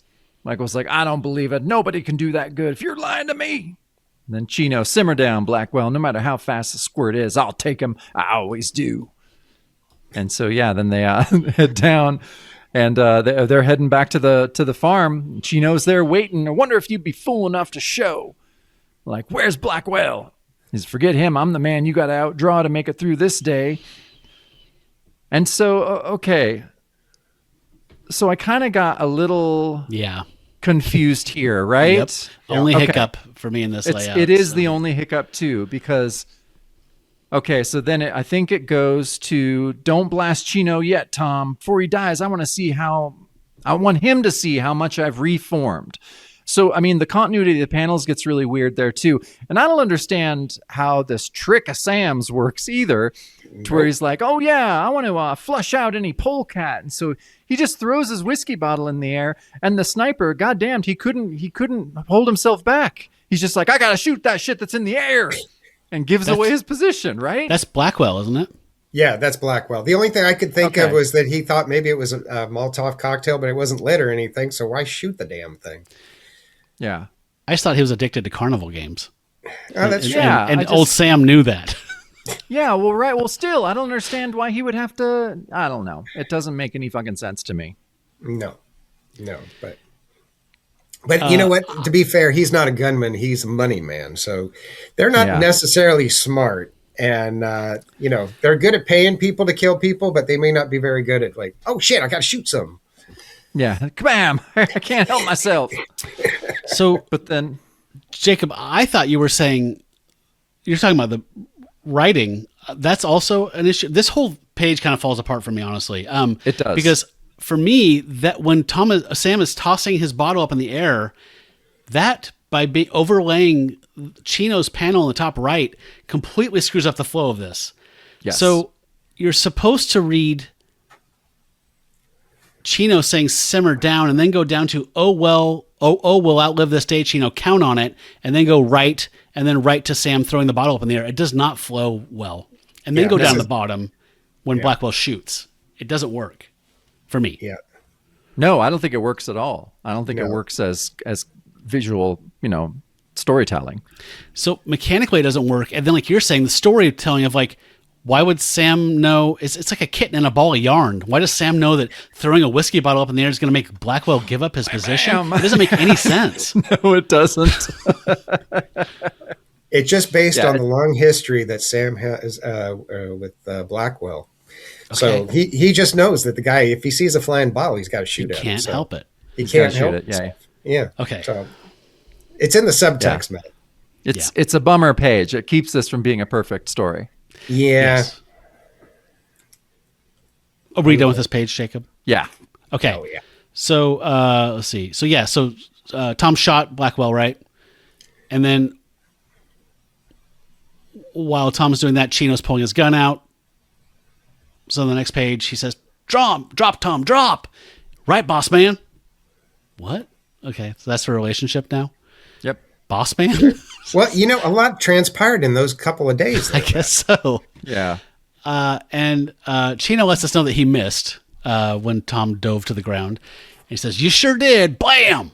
But I didn't. And you just see Mr. Furley standing there kind of weaving side to side like he just realized he's a dead man on his feet. It can't be. Not this way. Not from a squirt. Face plants on the street. Poof. You did it, son. You got the man who killed your folks and you paid him off in full. But it's going to cost you. I know, Sam. Blackwell was top dog in these parts. The law won't let his death go unpunished. I like that actually happened while Chino was falling forward and face planting. Then, Yeah. and then we get the ending of this pilot episode, essentially. From here on out, I'll be on the run, a man with a price on his head. The days ahead will be hard and dangerous, but you won't be alone. I'll be right alongside you. But it was my choice. It's my grief. Why should you buy into it? I taught you the use of a gun, and it made you what you are. I can't run out on that. As they ride into the literal sunset. And we get... Oh, boy. And thus begins the saga of the fugitive from Cody, Wyoming, the young outlaw who even now is spoken of as, don't check, but just trust me, Cody, Kid Cody. For the dyslexics like me who just automatically went, oh yeah, Kid Cody. You're right, man. Yeah. Yeah, so that is the first tale. All right, you guys ready to go into the next story? I am ready. Yeehaw. Okay. All right, so we open up our next story. It starts with a prologue. The opening narration reads, the untamed west of yesteryear, a gravel-voiced old man reminisces to his grandchild. And the grandpa says, now this tale ain't for the weak of heart. It's a story of sacrifice, hardship, and courage. So I like that as he's telling this story, we're like, cool, he's going to tell us the story. Nope. And then suddenly the narration is interrupted as smash. Sorry, I almost said smash. Smash. The grandpa, what in tarnation? Gramps. It's them Crowley boys. What do you varmints want? Then yeah, those Crowley boys. Shut up, we'll do the jawing. Yeah, you just listen. And again, we heard you sold some cattle. We want our cut of the take. And then yeah, Gramps is not having it. You're loco. You ain't getting nothing out of me, Crowley. You may run bad dog, but out here you're just... Crowley says, shut up. Maybe he needs more than telling. Yeah, I reckon you're right, brother. Oh, punches him. Or pistol whips him. Gramps, are you all right? He's like, Joey, I should have paid up, old man. Now we're going to have us a barbecue, and you're invited. So I did like that, how I'm just like, cool, so this is just like going to be, okay, this is going to be, a Princess Bride thing we're getting here. But nope, this is the story. Starts with telling a story. So this is by Steve Skeates. We determined his name is pronounced Skates. I was curious. I looked it up. Feels like Skates and Lieber maybe could have compared notes and said, hey, does yours start with burning down somebody's home? Yeah. Nope. Oh, shit. Mine does too. Okay, how about you do something else like a flood or stampede? I don't know. Nope. Felt like a law of diminishing returns for me that these both start with menacing men coming into your home and burning your house down. Well, I mean, it's also a hell of a standard that was started. So, but yeah, we'll talk about that. Okay, that's fair. So, as Jacob said, cattle is the king of all Western stories, right? It is cattle the culprit. demands. So, yeah, we get the Comanche Kid. So rarely do I get to read these little text things for the title. It's a little Have weird. at it. So for Jacob, in Jacob's honor, on a nearby trail rides a solemn man. He's young enough to be called Kid, yet old enough to know that life is no game. Born white and raised as an Indian, the grim-faced loner is known as the Comanche Kid. Not quite as good an impressive little title design as Kid Cody got. No. So pause here while my wife enters the house and my dog protects me. Ah, shucks. I thought you should keep it in. Sounds like coyotes in the background. Thank God for Callie. Does it sound like coyotes? Yeah, it goes with the motif. Callie's like, who are you coming into my house? Yeah. Okay, I think she said. Oh, you're my mom. That's right. Okay, yeah. So I just was not as impressed with this as the Kid Cody wood design, but that's cool. No. So yeah, we get this interesting page layout here with this long panel that's vertical, and it says, now the kid's aimless riding gains purpose as he spots the crackling flames of a raging fire, and he's dashing on horseback down this hill. That boy below, he needs help. Yeah. And Yeah, it says, swifter than the north wind, his great horse gallops. He runs towards the boy, and the boy's holding the man. It says, faster, Camisa, or both the boy and the man will burn. He's talking to his horse, and he picks up the dying old man. He says, a breed? Who are you? Where'd you come from? So, yeah, he's concerned about the guy being perceived as a half-breed, I guess. Do not speak, save your strength. And we get the title, Vengeance Trail. And as I said, this story is by Steve Skeates. Pencils are by Jack Abel, who we've seen throughout several times. He did some stuff in Morlock. He did a third issue of The Brute, I believe. I can't remember what else he worked on, but a couple of other things. Inks by Al Milgrom and lettering by Alan Kupperberg. And I do remember, Jacob, in Comic Book Artist number 16, when Kupperberg was talking about some of the stuff he did talk about this particular job. Do you remember this? No. He was saying that Milgrom Milgrom said he was going for a gritty John Severin look. And he basically politely says, didn't quite get there, though, did he? I love how he was really polite about Milgrom's work. Like, he always met the deadline. He was pretty Al good. Was a nice guy. He's a nice guy. Really fun guy to hang out with. Yeah. He made the BLT that would knock your socks off. Got a lovely family here. Yeah. He was punctual and on time. Yeah. Definitely. So, so for me, I was still riding the sugar high of Wildey art.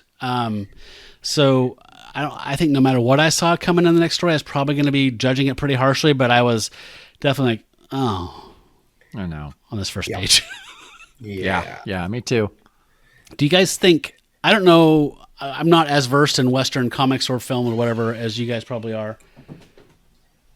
So is this idea of like I've seen it. I know it's a trope, but like the white man raised as a Native American, is this super common? I've seen it a few times. Apache Kid. There you go. That's from your intro. And I just want to, what do you guys think like the purpose of this is? Is this to appeal to all the kids that were like, we're playing cowboys and Indians, I want to be the Indian all the time? Is it some kind of exotic, I want to be Tarzan, I want to be raised by wolves, I want to be like, is it that? Like, what is the appeal of this story? It's pretty common. It's racism. Okay. It's just straight up racism. And racism. It's 100%. It's 100% like whitewashing. It's like, you think Native Americans are cool? Well, okay. How much more cooler would be a white guy who's a Native American who's got all those tools, and all those talent, but he's a white guy? Isn't that the perfect world for you all, for you kids? Yeah. And it's been this trope from the word go, and it whether it's like H. Rider Haggard with what's his name? I had it. Alan Quatermain, Alan Quatermain, same idea. He's been with the natives to the point where they treat him as one of their own. So he's got all the tools and the talent, but he's not a black guy from Africa. And here we got the Comanche kid who's got, he's big badass white eagle, and he's got all the tools and talents of the Native Americans, but goodness gracious, he's not even technically a breed because he's a full white boy. Right. He's full on. Yes. So it's even better because you don't have that taint of the mongrel races mixed into our heroes. So you got a good old fashioned white guy runner. This Martin Goodman ate this up with a spoon. Like he as soon as this came across his desk, he's like, wait a second, this boy's completely white and he's like the Apache kid from before. I want this. Get on it now. I want this right now. This is perfect. It speaks to me. So it does. Okay. So is there not, again, this is my ignorance in the Golden Age stuff, is there not like a actual Native American figure that leads the book? Like I know Turok, but that's, them falling through, it's like Land of the Lost meets Western. Like, is there not a Native American lead in a Western? Not until Jonah Hex moves off of weird Western tales. And that character takes over the book, and I cannot remember his name. Scalp Hunter? There's Tomahawk, and then and I guess you would say on the Marvel side, I guess you'd have Red Wolf. Red Wolf. Oh yeah. But as far as a book lead, no way. No. I mean, maybe I'm wrong. Maybe someone's just going to be like, "Oh, but what about this?" But Yeah. no. I mean, for the most part, yeah. I mean, they did the same thing with the Jungle comics too. It's like Lorna, Queen of the Jungle, and she's blonde, you know, and stuff like that. I mean, that was par for the course with the Golden Age stuff. There, it was all, you know, distant lands and darkest Africa, but you know, your protagonist was always white. Yeah, I mean, they're still doing it at this point contemporarily, right? I mean, Iron Fist, like, you guys are really good at kung fu, but what if a white guy did it? I think it goes something like awesome. Yeah, right. But that starts in the same time period. I mean, that when was the first appearance of Iron Fist? 71 or 73, I think. 73. So this is right in that time period where, you know, go to, you know, we can exotify it with all the, you know, the other people who are got tools and talents, but as long as it's a white guy, it'll sell. Yeah. So, I mean, it's a shame, but unfortunately it's a trope that's carried on regardless of the genre. And, I mean, it's you know, it's the Dances with Wolves thing. Who's the main character? One of the Native Americans, or is it, you know, I can't think of his name. Kevin Costner. Yeah. See, Kevin Costner, most Native American. He's as much a Native American as he was a British guy. Yeah. Okay. Robin, yeah. Well, I assumed the worst, but I just was hoping maybe there was some not racist version of this you guys could hit me to. You assumed correctly, my friend. You know, if this was a movie of its time, you know, if this was made into a movie and he was supposed to be a Native American, he'd probably be played by an Italian. That is true. You know, of the time. Wasn't the Native American who cried the tear because of all the litter in the 70s? Wasn't that guy like a full-blooded Italian? Sicilian? Yeah. So, I mean, it's completely reflected in the culture. And it's not like it got any better in the 80s and the 90s. You know, it's always been, you know, Johnny Depp played Tonto, for Pete's sake, and he's like 1/6. That was this century. Yeah, that was exactly. So, I mean, and he played it in whiteface, for Pete's sake. He was even whiter than you could be. So Fisher Stevens in Short Circuit. Yeah. Oh, God. That guy has an Oscar. Yeah. Rough. Yeah. So, but all right. Well, yeah. Well, sorry. I wish I had a more positive answer for you, Matt. But no, you were right. That conversation, it was racism all along. That conversation was much more interesting than the rest of the story is, folks. So buckle up. Sorry. Yep. So yeah, next page. The old man is dying. It's no use. I'm done for. You're too late. I'm a dead man, killed by that varmint that'll go unpunished. I love how boring his dying speech is. He's just like, all this stuff you already know. Comanche's like, no, I'll tend to your wounds. They will answer to the law, as do all men. Gramps is like, law? There ain't no law in these parts. There's only the rule of guns. You look like an honest fella. And I just called you Breed. Please, take Joey. Take him to Ruby. She'll. And then, Grandpa dies. And I do love that panel. Me too. I really like the panel in the middle there. Where, you know, again, house is burning down. And Grandpa, don't die. Don't, Grandpa. He's like, he has gone to another world, a better life. Now you must be strong. You can honor your grandfather with courage. And next couple panels. So Grandpa, he was always laughing, smiling. I'll make him pay. But Comanche Kid's like, do not let vengeance blind you, young one. We will go to town and tell what has happened. Your sheriff will best know how to deal with the Crawley boys. And then got them riding off to, Yep. Yeah. Look at that bottom left panel. The grave. Remember what we just saw like 4 pages ago? I do. Mourning by the graveside, how artful and gorgeous that was. And this is like, at least it has some perspective in it, I guess.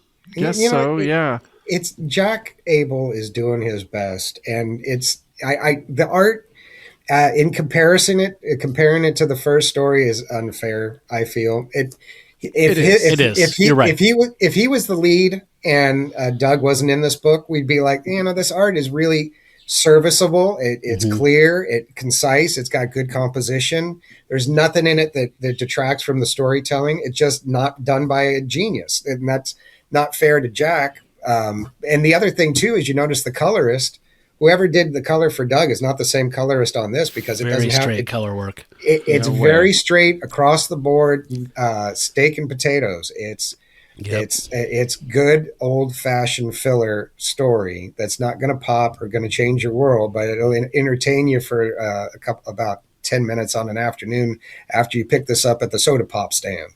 So I think as what it was done to do, it does. But, I understand, after Doug, it's a letdown. But I think keep a little perspective. The guy was not phoning it in. I mean, he was doing it to the best of his ability, I feel. And yeah, that the cross, it definitely, it definitely suffers from comparison. But then again, a lot of other guys' art would suffer from comparison. Yeah. So, and that's what I was saying in the beginning. Like, literally, like, if they compared notes and just had slightly different scripts, I wouldn't have made that comparison. But nope, it's literally the exact same thing happening. Like, it was just like, come on, what am I supposed to do? And if these two stories were swapped, like you said, I'd probably be much kinder to Abel's. I mean, like, there's nothing wrong with this art. There's nothing wrong with it. It's just that Wildey came in and blew the doors off. So yeah, but kind of hard. You're not going to put an Indian in the front of the book, Matt. You're going to put the Indian in the back of the book. You know how the rules go. He's not an Indian. Excuse me. He could be a bass player in Nelson. That's right. He's a pretendian. Yeah, he's a pretendian. Yeah. That's good. Is that a real term? That is a real term. And okay. It is. It is used to describe the terrible people that actually do that. Oh boy. Oh God. Hey, I'm 1/16th Cherokee on my mother's side. It counts, damn it. No. Yeah. My mom, according to family lore, I am like that, but my brother had a DNA test. Turned out that was all family lore, and that was it. The same thing. My mom, for years, decades, literally always was one. We have a little Cherokee on this side, and she did the DNA and me thing, and lo and behold, yeah, Mom, no, you're just about as white can be. Don't you fret. Yeah. Which part of Scotland is Cherokee again? That's where I'm from. I'm just nothing but English, Irish, Scottish. Like, it's just, that's all I am. So, Yeah. Whatever. Anyway, that explains my whiskey and gin problem. I know. Yeah. People ask me what I am, and I say, don't worry. My ancestors totally were racist against yours and kept you down. Don't you worry. Yeah. We were classic English all the way across the board. Yeah. Yep. Okay, so we're moving on here. So he's riding with the youth, and this whole page is just him kind of like, this kid just saw his grandpa murdered, and he apparently just goes off in a reverie and just like, that kid he'll sort that out. He'll digest this on the ride into town. And so he just goes off and like to the Bahamas in his mind, and he remembers back when he was a kid, and a company of Indians attacked them, and his dad caught an arrow in the chest, and they're all riding and they say, kill the white eyes, death to those who steal our land. And they're storming this party that's all traveling to go homesteading or whatever they're doing. And the kid grabs a gun and he's trying to be all tough, and he's like under a wagon as it's starting to burn down. And he's shooting them. I'll kill you. I'll make you all pay for what you've done. So help me. He's choking back tears. But in the end, it's futile because he was outnumbered and the warriors were much stronger than this party of, half women and children. And so in the end, they've picked him up like he's a little squirming puppy. And like the chief's like, the white boy is high-spirited. He would make a brave Comanche. Take him. We will raise this young pup within our tent. And he's going, no, let go of me, let go. Just squirming around. Kind of comical. Very comical. The comical thing to me was that I, like you, Matt, was a little... I thought that Comanche Kid would be telling this story to the boy that they're obviously riding for like 2 hours. He's not ready to talk about it yet, Jacob. No, they ride 2 hours in silence as he just has this reverie, The kid's like, God, this guy's weird, man. We're not saying anything. This is so uncomfortable. Yeah. So okay, let's move to the next page. So yeah, we're just we're going back through this whole thing. So we got White Eagle is he's learning the ways of the tribe, and he's raised as the chief's son alongside his blood son, and they seem to get along great. So that was the one thing that I did appreciate about this, because a lot of times in this trope, their brothers hate each other, and but it's very sweet. Like the chief's son is just like, no, you're my brother. Like, we do this together, and they get along really well. And they're like, oh, like he's saying, Father, look at the antelope your fair-haired son has killed. The bow of White Eagle is sure and fast. And he's like, no, it was my brother who spotted the beast and tracked it. Only the arrow is mine. Chief's like, I'm proud of both my sons. I don't know. That was kind of sweet. It's normally not that way in these tropes at all. I knew that. I knew enough to know that. Like, but I, in theory, really loved this middle panel until I looked at it a little bit more, and then I was like, it's fine, I guess. Yeah, I don't. Like it's workmanlike. It's workmanlike and pedestrian. That's all. Yeah, to where you're like, okay, they were trying to do something cool. The colorists kind of didn't do a great job, but whatever. And so yeah, it's this whole thing. He's learning how to be a warrior, and then, he's together with his best friend, the brother, again. Today, my brother, we will share more game than ever before. He's like, haha, we'll show the other braves what it is like to be a sons of a chieftain. And then, look out, brother! Whoa! And a mountain lion comes down, knocks him off his horse. Of all the luck. I know, right? They were so happy. Yeah. I like the horses in that last panel. Yeah, that's awesome. That horse's face is great. Yeah. That horse is not having a good day. No, he's not having the day he imagined for himself, I don't think. No. So, yeah, Mountain Lion has pounced on Toriano, and White Eagle has hesitated. He's frozen up. Toriano's saying, brother, help me, help me. And he says, why can't I move? God of the hunt, free my arm. So I like that little kind of portal inset there, showing that as he's like crying, choking back tears. So again, comics time, like he just raking this Toriano's flesh off of his bones, and he's just like, oh, come on, move. Finally, he does move, though. He shoots an arrow, and he does kill the mountain lion, but it is too late. Toriano is dead. So tearfully, tenderly, he picked up the brother, returns to the settlement. He felt that his hands would be forever stained by the blood shed this day. And you see this this panel, this long horizontal panel of him riding with a dead brother on there on his horse. And sure enough, he knew the Indians and understood their ways, and White Eagle knew he had failed his brother. It was as if he himself had killed Toriano. So the chief says, my heart is closed to you. You must go. You allowed my son to die. You must leave. Go on. You're no longer part of this tribe. You will drift as the sands of the desert. You must now cross. And he points off towards a mesa in the setting sun and says, that's where you're going. You're outie. So he got a cool name, White Eagle, but they've stripped that from him now. They took it away. And I don't get this. Just henceforth, he would be known only as the Comanche Kid. So he loses that cool title. And they're like, no, we're going to name you after our people in a generic name rather than have White Eagle.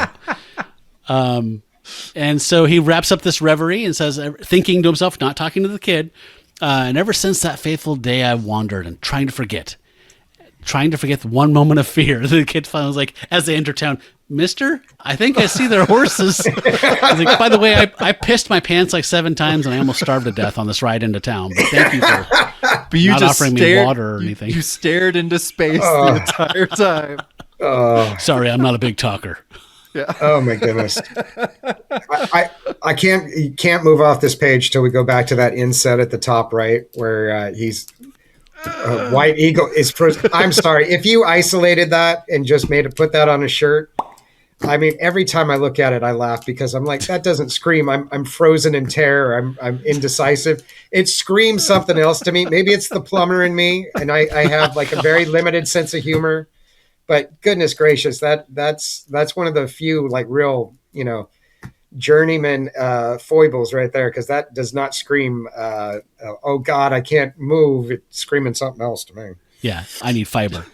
I'm having a hard time here. Having a hard time here, man. Got a drink for that. Sorry. Oh, no worries. Dr. LSD Trails. Dr. LSD Trails. That's right. All right. So, okay. Yeah. So next page. So the kid and Comanche Kid and Joey enter the town of Bad Dog, and they find the men who killed Grandpa. They're like, the saloon. It looks as if our trail leads to water. Fire water. Yeah. Oh boy. He goes in, and he goes in and he sees, they see what bad guys do. They're getting drunk. They're harassing women. One of them turns out to be Joey's Aunt Ruby, and I like who is it? Oh, it's Luke says, you see, I'm a Crowley, and you're nothing but a cheap dance hall entertainer. But before he can even finish that word, the kid comes in, little boy comes in. You get your hands off my Aunt Ruby. He says, whoa. And then, the Comanche kid standing tall saying, do as the boy says. He's like, well, looky here, a filthy half-breed. You come all the way from the reservation just to badmouth me? He's like, I say what must be said. And then, Crawley's like, well, here's your answer. I've been looking for some worthless trash to pound my fist into. So, yeah, he's a terrible person. And this is, he meets all the criteria. You think the writer was like, he was so proud of himself for not falling into the stilted Indian dialogue. Yeah, because you can tell he so desperately wants to. I say what must be said. He's just it's so close. I would just be like, do as boy say. He's dying. He wanted to. He really did want to. Really wanted to. But he's probably had some self-restraint. God dang it! Why did I make that kid 10 when he got adopted by the tribe? Yeah, he speaks full English already. Stupid. And why is he calling him a half-breed? He has, I know, dirty blonde hair and blue eyes. I guess they're just assuming, but no, he is as lily white as they come. Now, okay. I know this is going to come as a shock, Matt, since you don't know much about Westerns, but very often the people in the West were not very educated and not very worldly. And so when a white guy comes rolling in with long hair and an Indian feather, they're going to naturally jump to an assumption that they possibly are a half-breed, from a reservation, and not reflective of the people he associates in his society. So, you have to cut this bad guy slack. This Crowley. Okay. Crowley. That's totally fair. He says, or blast you off the face of the earth. And he says, you've already killed a man this day, an old defenseless man. You will kill no other men. So they start grappling. You're a lowly animal that preys on the weak and the helpless, he says, as he's grabbing Crowley. Get him, mister, says the little kid. And then, big glass, my friends. Big glass. Oh, thank God. They go through the saloon window. How many? Oh, my God. We've had 5 big glasses all year. You don't know how happy I was when I came across this. Maybe about a year ago. And I was like, oh, my goodness, I get to have a big glass. I didn't realize at the time that it was going to be such an incredible drought. Clearly, Marvel had locked up the big glass contract, and Martin couldn't get his fingers into that pie. He dabbled a little bit and probably dangled it in front of him, said, look, I got a little broken glass. Come on, guys. But he just didn't get the subsidy like he would if he was running Marvel. There's a carve-out for Batman, too. Yeah, there is. Carve-out for Batman. But I can imagine after his few big glass incidents, like hired goons went to his place and they're just like, what do you think you're doing?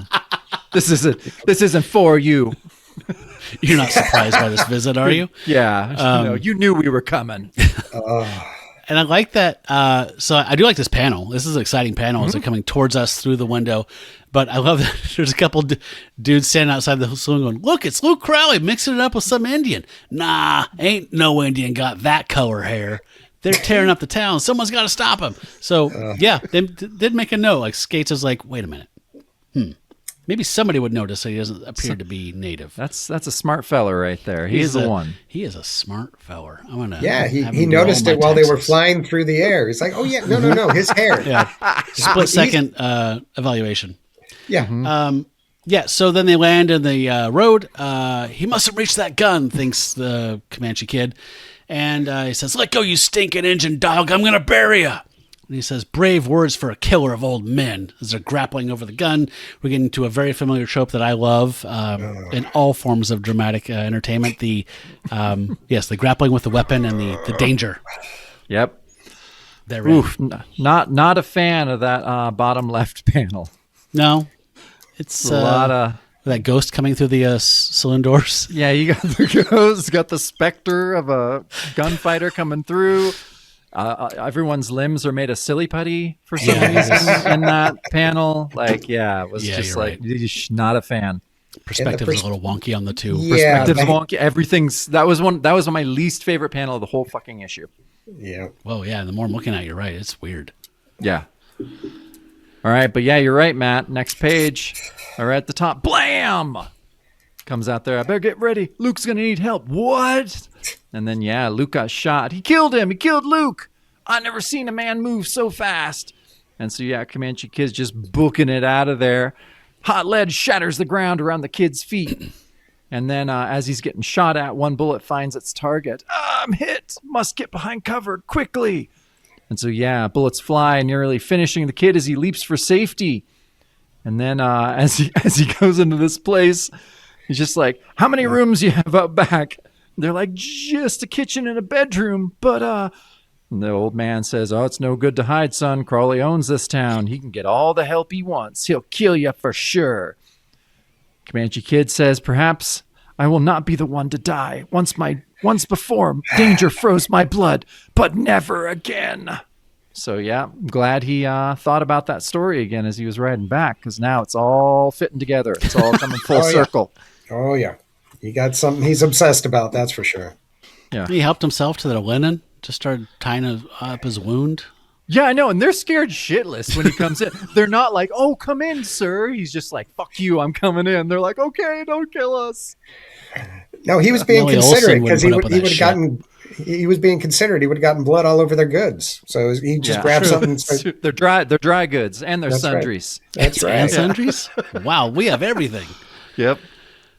Okay, so he's staggered out back. Says the angry gunman is not the kid's only foe. He says, I'm losing much blood. Strength ebbing. Losing much blood. I don't know. Skeates kind of veering over into the noble savage speak. So he fights against time, growing weaker with each heartbeat. And he says, I will redeem my lost honor, prove that I'm not a coward. He says it out loud as he knocks an arrow into his bow. You see a guy enter, mostly silhouette, or die in the effort. And he shoots a guy right in the chest. And then darkness swirls about him, numbs his brain as his world goes black.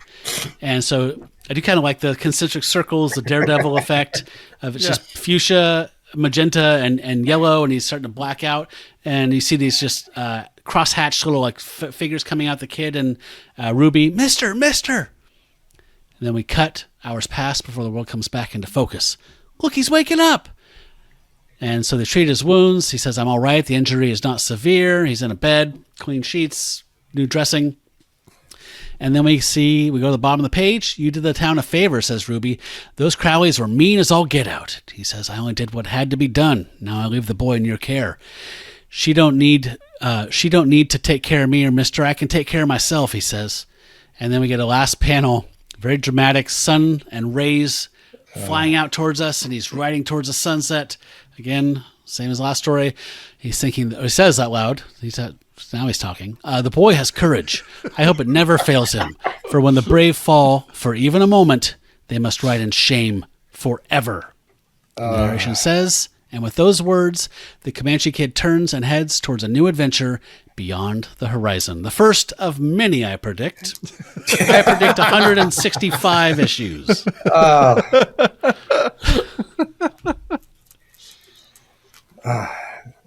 right, there we go. That was that. Yep. No letters page, no second, third, fourth issue. No, we got to do shout outs, Jackson. Yes, All right, sir. Shout outs. All right, now it's time for our shout-outs. Many of the show's listeners support the program, like PBS, a program, by becoming Patreon members. There are several tiers of support to fit every budget. However, the most popular one is Pack Member, and that's $5 a month. And those folks get the weekly bonus show, what we call the Shadow Show, in audio and video format. And they also get access to some special gated content as well that we make just for them and tiers above them. In addition to that, they get access to the full archive. We just put out our 130th episode of the Shadow Show. So there's a bunch of stuff for you to go back and check out if you do want to support us. And we really appreciate that. In in addition to all that, they get shout-outs in the Shadow Show and verbal shout-outs in the main show.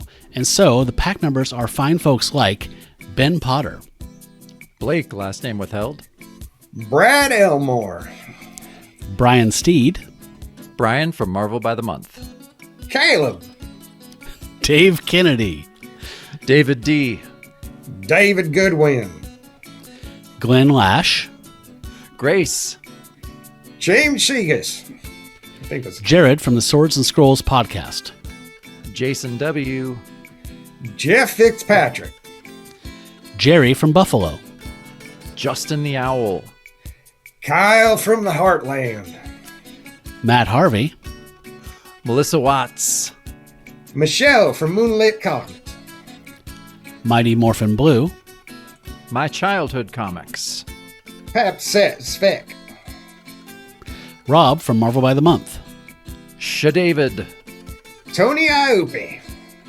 Tim Tucker, and Worm Drive Pro. Thank you to all of our pack members. But, as both of you might know, there is a further and final tier to our Patreon. That is the hallowed ranks of the star gods, the celestial barbarian deities. Get more than the pack members, more than everyone else. They get everything. They get the access to all 130 episodes of our Shadow Show. But they get more. They get special gated content for them and them alone. They get, if you're a Star God for 6 months or more, you get to pick something from our Threadless shop. You can get a t-shirt, a travel mug, whatever you want from there. And these fine Star Gods are people like Ben M, Bill Eschbach, Brink, Eric Hadley, Jason Finestone, Jesse McFerrin, John Walsh, Josh Link, MJ, Mark Nivens, Michael Giacchino, Ryan from Across the Bifrost, a Mighty Thor podcast, Russ from Taste the Pod of Dracula, and Jackson T. Overstreet in the flesh. it happened. and it came out, happened. so you said your own name. Yes. I love that. It was meant to be, boys. Meant to be. That's Meant that's to be right. indeed, you old coot. So as you mentioned, there was no letters column because there was no second issue. There is no rest of the story. This was the only issue. So we are now on to final thoughts.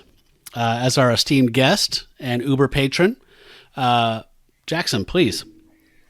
Well, as a one-off, it was fun. I can see why it was not going to go anywhere no matter what, because the Western comic had seen its last days. And I think the only one that was going on original at the time was Jonah Hex. And this was no Jonah Hex. And I'm glad Doug got a paycheck and he got to do 10 pages. And, the other guys got a paycheck too. And, but as much as I enjoyed Doug's, I got to say that if I was going to give somebody this as their first comic, I wouldn't, because it is just cliched through the wazoo, and we can appreciate it for the art. We can laugh at it, but only because we've been down this road so many times in so many different ways that we can look at it and really appreciate like hard work. And some people just look at it and just be like, okay, I've seen this story. I've read this story. What's the big deal? And I can see this is just one of those Martin Goodman fillers. I did Westerns at Marvel. I'm going to do a Western at Atlas, and this is the job assignment, and have at it. And that was it. It was just a filler that Martin Goodman had to check off his list. Fair enough. Want me to go? Yeah, you go. Yeah. So again, I'm kind of a greenhorn, I guess, in this area. I've said before many times, Jonah Hex is my sweet spot. It's pretty much where I go to. I do like to venture out and check new stuff out. I do like to go in the Golden Age and dip my toe in there, but I've never done anything like you guys have done as far as like really diving in. And I don't know any names of creators or anything like that beyond Hex, really. So, yeah, to me, this was pretty middle of the road, pretty unremarkable. Without Doug Wildey, I would have said this was completely forgettable and unremarkable, and I would recommend no one check it out. Even though it's, cliche and it's, but I mean, this genre deals in a lot of cliches. I mean, that's comforting to a lot of people, including me. Like, I like going, oh, I know where this is going. I know this whole thing. I know these beats. So when you have a Doug Wildey there to take you through the beats, it's glorious. When it's someone workmanlike and completely acceptable, like Abel, it's fine. But again, I would never think about the Comanche Kid again. I would never want to read another tale of him. I just, I doubt. I mean, if they had Wildey on and this had run for a while, I'd have picked it up back in the day, based on him. But once he bailed, I would have bailed. Tell you that much. So yeah, I don't know, mixed bag for me, but I sure enjoyed Kid Cody. Well, gents, I guess for me, I don't know. I have such a weird affinity for not really Western movies. I don't know. I like the good ones, but I have a weird affinity for Western comics and early like cowboy music and early Western music. And it's just something about it as always, it speaks to me in a weird way. I mean, I don't know. I mean, I grew up next to kind of a cattle ranch and on Mount Hood. I kind of liked a lot of that stuff. I was kind of a sick little kid. I was in bed a lot, and I just kind of look at the cattle and look at the horses, and I was wildly allergic to both, so I couldn't get anywhere near them. So there was some kind of, I don't know, there was a weird majesty to it. And for some reason, it takes me back there when I listen to, Gene Autry or Jimmy Rogers or some like early country stuff. And I read these comics. It just, I don't know. I have a weird connection to it that makes no logical sense. And I guess for me, like a lot of these beats, obviously they're tropes. I mean, that's every fucking story is pretty much the same. So I'm used to that. And through my focus on the Atlas era, the Marvel Atlas era, Western comics, these were being drawn by guys like Doug Wildey, like the issues that I pulled out that I was going through today. One of them's just all Ramita. One of them's just all Joe Manili. There's Severin. There's Kirby Ayers. It's just, it's the fucking masters did the work at Atlas for the Western comics. And so those are the ones that I've taken in. I have other ones that are kind of a little more middle of the road, your Black Diamond Western, things like that. Like, but the Atlas stuff is just so goddamn good and gorgeous. And so that's the kind of style and story that speaks to me. And so Kid Cody with Doug Wildey, even Lieber, Lieber's going through the motions. Lieber probably fucking wrote some of those Atlas stories, honestly. Probably wrote a lot of them. Yeah. And so for me, that was absolutely my sweet spot between Doug's art. Was incredible. It was some of the best art I've seen all season. The only other art that I've seen that really matched that is like your thrilling adventure stories level art to me. So, and the Comanche Kid sucks. I mean, in comparison, for sure. But I mean, it also is just, that's boring shit. That's what there are Western comics that you're like, yep, don't need to read or think about that ever again. But it's the art, and it's the art from that first story that just made me, I loved it. I forgot all about Comanche Kid. Kid Cody, that first story, just to me it sings, and I absolutely loved it.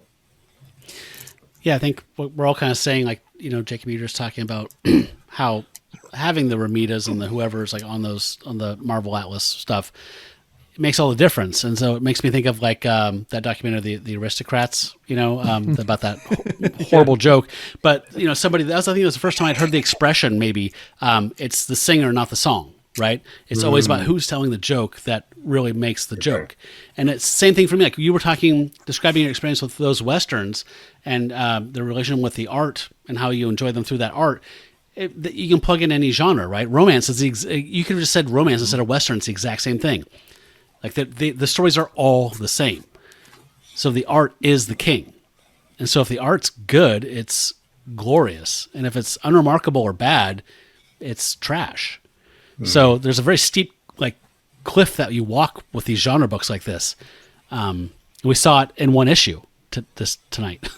Yeah. Yeah, it's funny you mentioned that. You're right, with romance and with war, and that's the Atlas stuff, and that's the stuff that I collect and that I always liked. And it's funny, they are the genre books, and the stories in all three of those, war, romance, Western, it is rife with tropes. It's nothing but the same tired story every fucking time.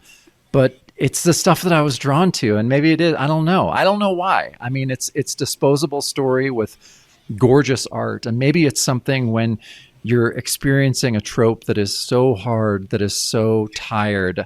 It's like you're forced to pay attention to the art. You're not paying attention to the story or to the dialogue because it's just serviceable garbage. But maybe that's it. Maybe I'm not distracted by that, so the art just totally blows me away. And I don't know, but it's interesting. Yeah, you're right. You're right. It's with all the genre books. Yeah, I mean, Errol Garner playing Row Your Boat, you're going to have a good time. And you don't have to worry about what the tune is. Absolutely. I don't need to know where it's going to go. I don't need to break down the melody or figure out what the song structure. I know the song. And I'm going to hear a master play it and just play the shit out of it. That's a happy place for me. It's goddamn right. Great example. Yeah. So, yeah. What else do we have to talk about here, gentlemen? Well, we do have a next up. We do have our friend Michael Giacchino coming for the last regular episode of this show. Very excited to talk to him again. We're going to be talking about Demon Hunter. And that was created by and plotted and with art by Rich Buckler. We've seen him a few times this season, I believe. And then David Anthony Kraft, a guy that we love, came along and took that plot and wrote the script. And Larry Lieber did the editing. So looking forward to that. That will be in a couple weeks. But if you do want to back us, like we mentioned in the shout-outs on the Shadow Show, we're going to do a Kickstarter catch-up, which is something we haven't done for a while. We would back comics projects on Kickstarter, and we do a little review of them. So we're going to review something that we backed a while ago, Matt Emmons, and I forgot the other writer's name that worked on it, but it's called Daystar. Oh, it's Matt Emmons and Aaron Losty. We're going to talk about Daystar that we backed on there and do a short review of that, and that's super cool. So yeah, we're on Instagram, Threads, and Blue Sky. We'd love it if you go there and give us a follow. We'll follow you back. We'll love to hear from you on there. And if you do want to back the show, go to patreon.com/Bronze Age Monsters and support us. We'd appreciate that a lot. Still a little bit of runway left of the show. Some time to go in there and grab all that bonus stuff. And also, we'd love it if you leave a comment, like this video, subscribe to the show, maybe share it with a friend that you think would appreciate it. That would be super cool. All right. Well, Jackson. If I may. Please.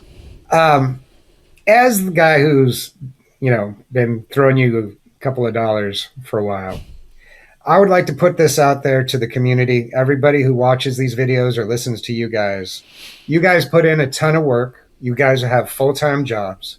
I've been the one, I've cried in my cup of tears because you guys are ending, but I've got to say that what little short time you guys have left, if anybody out there feels like the urge, please join their Patreon. They've put a lot of work into the bonus stuff. They put a lot of work into this show.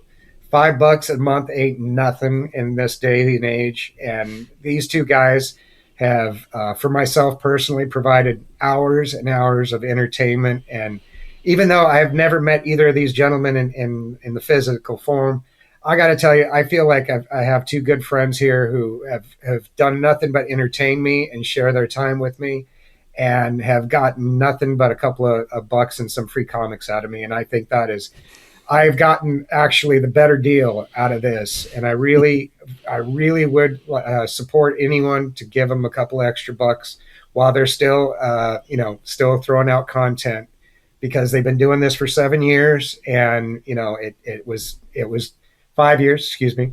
And, it was their thing to get through COVID, and they just kept going because they gained a community.